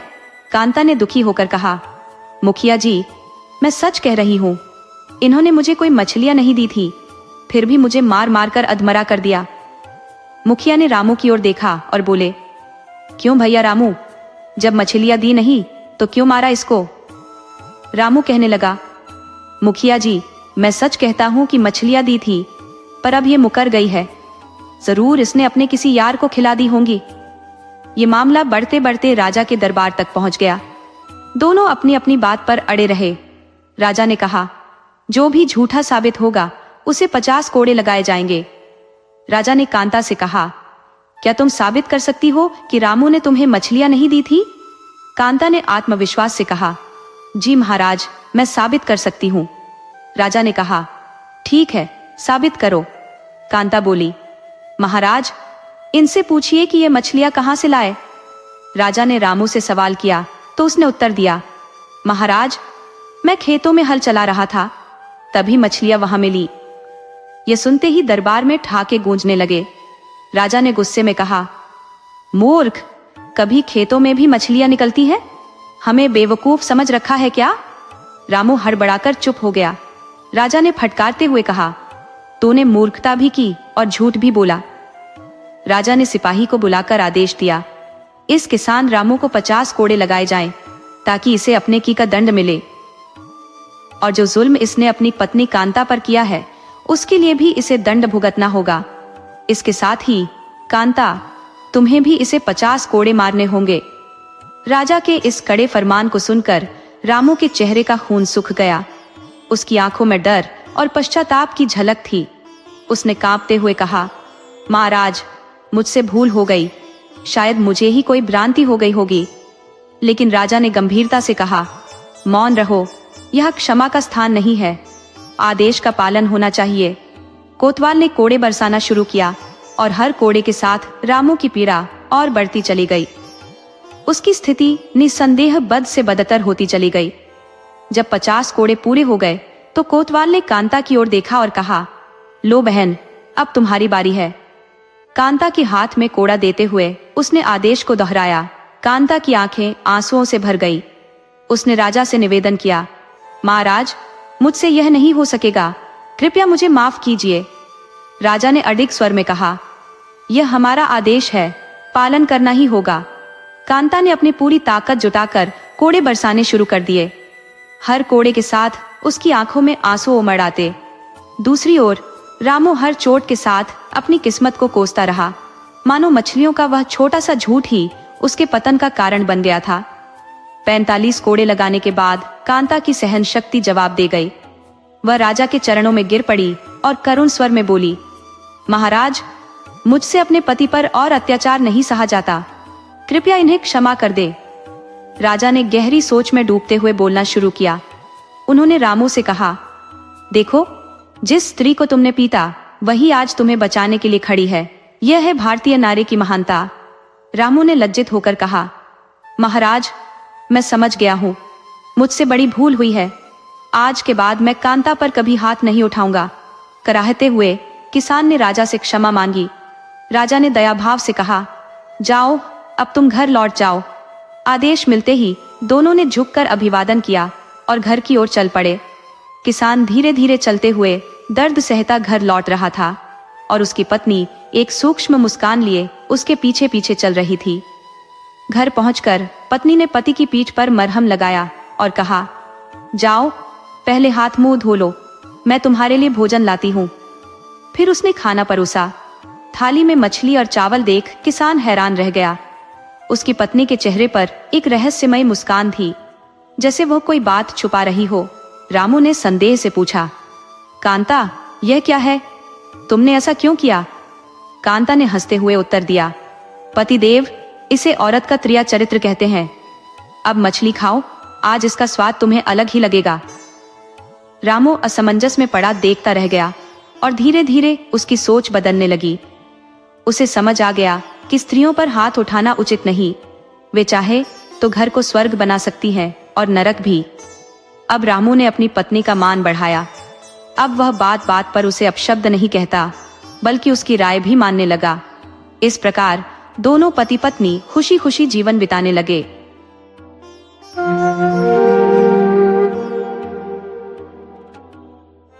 मथुरा के पास एक छोटा सा गांव था, जिसमें एक बुढ़िया माई का वास था। उस बुढ़िया का नाम कमला था। वह अकेली ही अपने दिन गुजारती थी, क्योंकि उसका इस संसार में कोई सगा संबंधी नहीं था। उसके जीवन का सहारा बस उसकी एक गाय थी, जिसका दूध बेचकर वह किसी तरह अपना गुजारा करती थी। कमला वेंकन्ना जी की परम भक्तिन थी, पूजा पाठ के विधि विधान से अनभिज, लेकिन उसकी भक्ति की सरलता अद्वितीय थी। वह केवल प्रेम के तरंगों में झूमती हुई अपने इष्ट का स्मरण करती थी, जैसे प्रभु को पुकारती हो। प्रभु भाव के भूखे होते हैं और कमला में वो भाव कूट कूट कर भरा था। वह दिन रात वेंकन्ना जी का ध्यान करती और अपने कार्यों में व्यस्त रहती। प्रसन्न चित्त और संतुष्ट मन से वह अपनी कुटिया में भजन कीर्तन करती, जैसे प्रभु के साथ एकांत में बातें कर रही हो। भगवान वेंकन्ना उसके इस भाव से इतने प्रसन्न थे कि उसे स्वप्न में दर्शन देते और उससे कुछ न कुछ खाने की विनती करते। जिस दिन भगवान जो भी खाद्य सामग्री स्वप्न में मांगते, कमला उसे प्रेम पूर्वक बनाकर उनको अर्पण कर देती। कमला का हर दिन एक जैसा बीतता। प्रातः वह सबसे पहले अपनी गाय का दूध निकालती और उसमें से एक हिस्सा वेंकन्ना जी के लिए पृथक कर देती। उसके बाद मंदिर जाकर वह भगवान का दूध से अभिषेक करती, फिर उन्हें वही दूध अर्पित करती और प्रणाम कर लौटती। जो दूध बचता उसे गांव में बेचकर वह थोड़ी बहुत आमदनी कर लेती, ताकि घर के खर्चों का प्रबंध हो सके। बाकी समय वह अपने प्रभु की आराधना में लीन रहती, उनकी महिमा गाती और अपने दिल की गहराइयों से उनको स्मरण करती। लेकिन पूर्णिमा के दिनों में चढ़ावे के बाद जो दूध बचता, उससे इतने पैसे नहीं बनते थे कि वह आराम से 2 वक्त का भोजन जुटा सके। कभी कभी मंदिर जाते समय बुढ़िया माई तालाब से थोड़ा सा जल दूध में मिला लिया करती थी, जिससे उसकी मामूली आमदनी में थोड़ी वृद्धि हो जाती थी और जीवन यापन कुछ सहजता से हो जाता। बुढ़िया माई का स्वभाव अत्यंत कोमल था। उसे बस कान्हा जी का सहारा था, जिनसे वह अनगिनत बातें किया करती। कान्हा जी भी ऐसे भक्ति रस में डूबे हुए भक्तों की संगति में आनंदित रहते हैं और अपनी अनोखी लीलाओं से उनका जीवन रंगमय बना देते हैं। एक दिन जब वह अपनी रोजमर्रा की तरह तालाब से जल मिला रही थी, अनजाने में एक छोटी सी मछली दूध के साथ मिलकर कान्हा जी के अर्पण हेतु ले जाने वाले दूध में समा गई। मंदिर में दूध अर्पित करते समय पुजारी जी की दृष्टि उस मछली पर पड़ी। वे अत्यंत क्रोधित हो उठे और बुढ़िया माई को फटकार लगाई। कहने लगे, तुम्हें शर्म नहीं आती? भगवान पर मछली वाला दूध अर्पित करोगी? हमारा धर्म भ्रष्ट करने का साहस कैसे किया तुमने? बुढ़िया माई को उन्होंने न सिर्फ डांटा, बल्कि उसका मंदिर में प्रवेश भी बंद कर दिया। इस घटना से कमला का दिल जैसे टूट गया। वह किसी और को भी दूध न दे पाई और आहत मन से अपनी कुटिया लौट आई। कुटिया में पहुंचते ही वह व्यथित हो उठी। अश्रुओं से भीगी आंखों से अपने ठाकुर जी से बात करने लगी। हे कान्हा, मुझसे बड़ी भूल हो गई, कृपा कर मुझे क्षमा कर दो। जल तो मैं प्रतिदिन मिलाती हूँ, ये सब तुमसे छिपा नहीं है। अगर मैं जल न मिलाऊं तो मेरा गुजारा कैसे होगा? वह मासूम मछली भी शायद तुम्हारी ही इच्छा से मेरे साथ मंदिर तक पहुंच गई थी। फिर पुजारी मुझे कैसे दोष दे सकता है? बुढ़िया माई की आवाज करुणा से भारी हो गई। ठाकुर, अब मंदिर में मुझे जाने से रोक दिया गया है। तुम्हारे दर्शन के बिना जीना कठिन है, पर मुझ पर लगे इन आरोपों का दुख है कि तुमने मौन साध लिया। अगर मेरे इस अपराध पर तुम सचमुच रूठ गए हो तो मैं भी संकल्प करती हूँ, जब तक तुम मेरा चढ़ावा स्वीकार नहीं करोगे तब तक मैं अन्न जल का त्याग कर दूंगी। यही जीवन का अंतिम व्रत होगा। सुबह से लेकर सांझ हो गई, पर से सुशीला की आंखों से आंसुओं का सैलाब थमने का नाम नहीं ले रहा था। रात का गहराता सन्नाटा चारों ओर छाने लगा था और वह भूखी प्यासी बेबस सी रोए जा रही थी। उनके मन में कान्हा जी से शिकायतों का अंबार था और वह अत्यंत व्याकुल थी, क्योंकि वह बिना उन्हें भोग लगाए एक कौर भी नहीं खाती थी। जब स्याह अंधेरा धीरे धीरे आसमान पर फैलने लगा और संध्या का समय हो चला, सुशीला अपनी झोपड़ी के कोने में सिकुड़ी सिमटी बैठी बिलख रही थी। अचानक उनके कानों में एक मृदु और मनोहर आवाज गूंज उठी, माय योम। सुशीला ने जैसे ही सिर उठाया, दरवाजे पर एक सांवले सलोने किशोर को खड़ा पाया। वह थका मांदा सा किशोर उनकी कुटिया के भीतर झांक रहा था। सुशीला ने स्नेह से पूछा, बेटा तुम कौन हो? उस किशोर ने उत्तर दिया, भैया मैं एक यात्री हूँ, कान्हा के दर्शन को जा रहा हूँ। बहुत दूर से पैदल यात्रा करते करते थकान ने घेर लिया है और भूख भी जोर से लगी है। सामने तुम्हारी कुटिया दिखी तो सोचा यहाँ कुछ मिल जाए तो आपकी बड़ी कृपा होगी। मैं सदा आपका आभारी रहूंगा। किशोर के यह शब्द सुनकर सुशीला के हृदय में ममता की लहर सी दौड़ पड़ी और वह संपूर्ण करुणा से भर उठी। वह तो मानो अपने सारे दुख दर्द बिसरा चुकी थी। मुस्कुराते हुए बोली, हाँ बेटा भीतर आ जाओ। ये क्या पूछने की बात है? इसे अपना ही घर समझो। न जाने कौन हो तुम, कहाँ से आए हो, पर तुम्हारी बातों ने मुझ पर जैसे कोई जादू सा कर दिया है। लड़के ने हल्की थकी हुई आवाज में कहा, माए, बहुत दूर से आया हूँ, काफी थक गया हूँ। कमला ने तुरंत कहा, तो बताओ बेटा, क्या खाओगे? मैं जल्दी से बना देती हूँ, लड़के ने जवाब दिया। अरे भैया, इस वक्त क्या रसोई बनाओगी? जो भी सुबह का बचा हुआ है वही दे दो, बुजुर्ग माए ने बोझिल स्वर में कहा। बेटा, मैंने तो आज सुबह से चूल्हा ही नहीं जलाया, घर में कुछ भी बना हुआ नहीं है। फिर वह स्नेह से बोली, तुम बताओ बेटा, क्या चाहोगे? मैं अभी बना दूंगी। लड़के ने निवेदन किया, मैया, बस थोड़ा सा दूध ही दे दो, वही पीकर सो जाऊंगा। दूध का जिक्र सुनते ही कमला की आंखें नम हो गई और अपने आंसुओं को छिपाते हुए बोली, बेटा, दूध तो है, पर वह सुबह का है, थोड़ा रुक जाओ, अभी जाकर गाय से ताजा दूध निकाल लाती हूँ। लड़के ने मुस्कुराते हुए कहा, नहीं माए, उसमें समय लगेगा और मैं सुबह से भूखा हूँ। दूध का नाम सुनते ही भूख और बढ़ गई है, मुझे वही सुबह का दूध दे दो, जैसे भी हो। कमला के दबदबाए नयनों में आश्चर्य की लहर उठी। उसने फिर भी जाकर दूध छान कर उसके सामने रख दिया। उसने झिझकते हुए कहा, बेटा, ये थोड़ा पानी मिला हुआ दूध है। लड़के ने हंसते हुए कहा, तो क्या हुआ माई, जल्दी से ला दो, इससे तो मेरा पेट अभी भर जाएगा। उसकी बातें सुनकर माई को बड़ी हैरत हुई कि ये बालक कैसी बातें कर रहा है। उसने जल्दी से दूध छानकर उसे दिया और देखते ही देखते वह बालक संतुष्टि भरी मुस्कान लिए दूध पी गया। बोला, मैया, कितना स्वादिष्ट है यह दूध। क्यों माई, तुम इसे पानी मिला हुआ कहकर हिचकिचा रही थी? मुझे तो ये बहुत अच्छा लगा। फिर लड़के ने हंसते हुए कहा, इससे तो पेट भी जल्दी भर जाता है और हजम भी हो जाता है। इसके बाद वह थकान से चूर माई की झोपड़ी में सो गया। कमला को भी थोड़ी राहत महसूस हुई, जैसे उसका मन हल्का हो गया हो। सर्द रात के बावजूद उसने अपना चीर ओढ़ाकर उस बालक को ढक दिया और स्वयं भी सो गई। थोड़ी देर बाद उसकी आंखों में एक स्वप्न आया, जिसमें उसे ठाकुर जी स्वयं खड़े दिखाई दिए। उन्होंने कहा, कमला, तुम्हारी सेवा से मैं अति प्रसन्न हूँ, तुम्हारी आत्मा का त्याग ही मुझे तृप्त करता है। कमला ने भाव विह्वल होकर कहा, प्रभु, मैं तो आपकी दासी हूँ, आपने मेरी सेवा स्वीकार कर मुझे धन्य कर दिया है।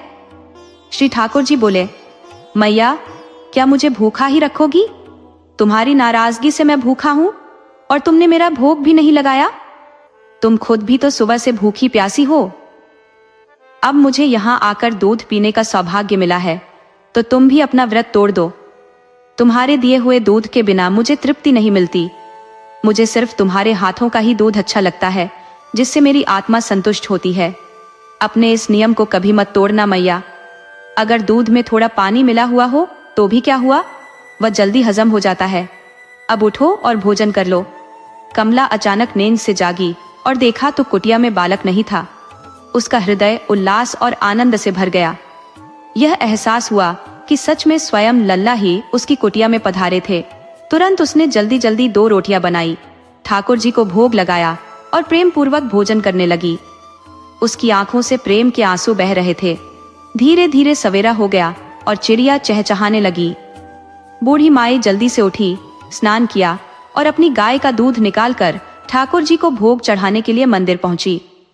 वहां उसने देखा कि ठाकुर जी की मूर्ति मुस्कुरा रही है और मंदिर के द्वार पर ठाकुर जी का पीतांबर कुटिया में ही छोड़ गए थे। पुजारी जी ने जैसे ही मूर्ति को देखा, उनके मन में गहरा विचार उमड़ने लगा। ठाकुर जी की मुस्कान और इस रहस्य से वह कुछ न समझ सके। तभी बूढ़ी माई पीतांबर लेकर मंदिर में पहुंची और पुजारी जी से बोली, देखिए, लल्ला मेरे घर आकर अपना पीतांबर छोड़ गए हैं और मेरी पुरानी ओढ़नी ओढ़ गए। कल आपने मुझे भगा दिया था, लेकिन भूखा प्यासा लल्ला दूध पीने के लिए मेरी कुटिया में ही आ गया। यह सुनते ही पुजारी जी बूढ़ी माई के सामने नतमस्तक हो गए। आंसुओं से उनकी आंखें भर आईं और बोले, बूढ़ी माई, मैं बहुत बड़ा अपराधी हूँ। आपके भक्तिपूर्ण प्रेम को ठेस पहुंचाकर मैंने घोर अपराध किया है, मुझे क्षमा कर दीजिए।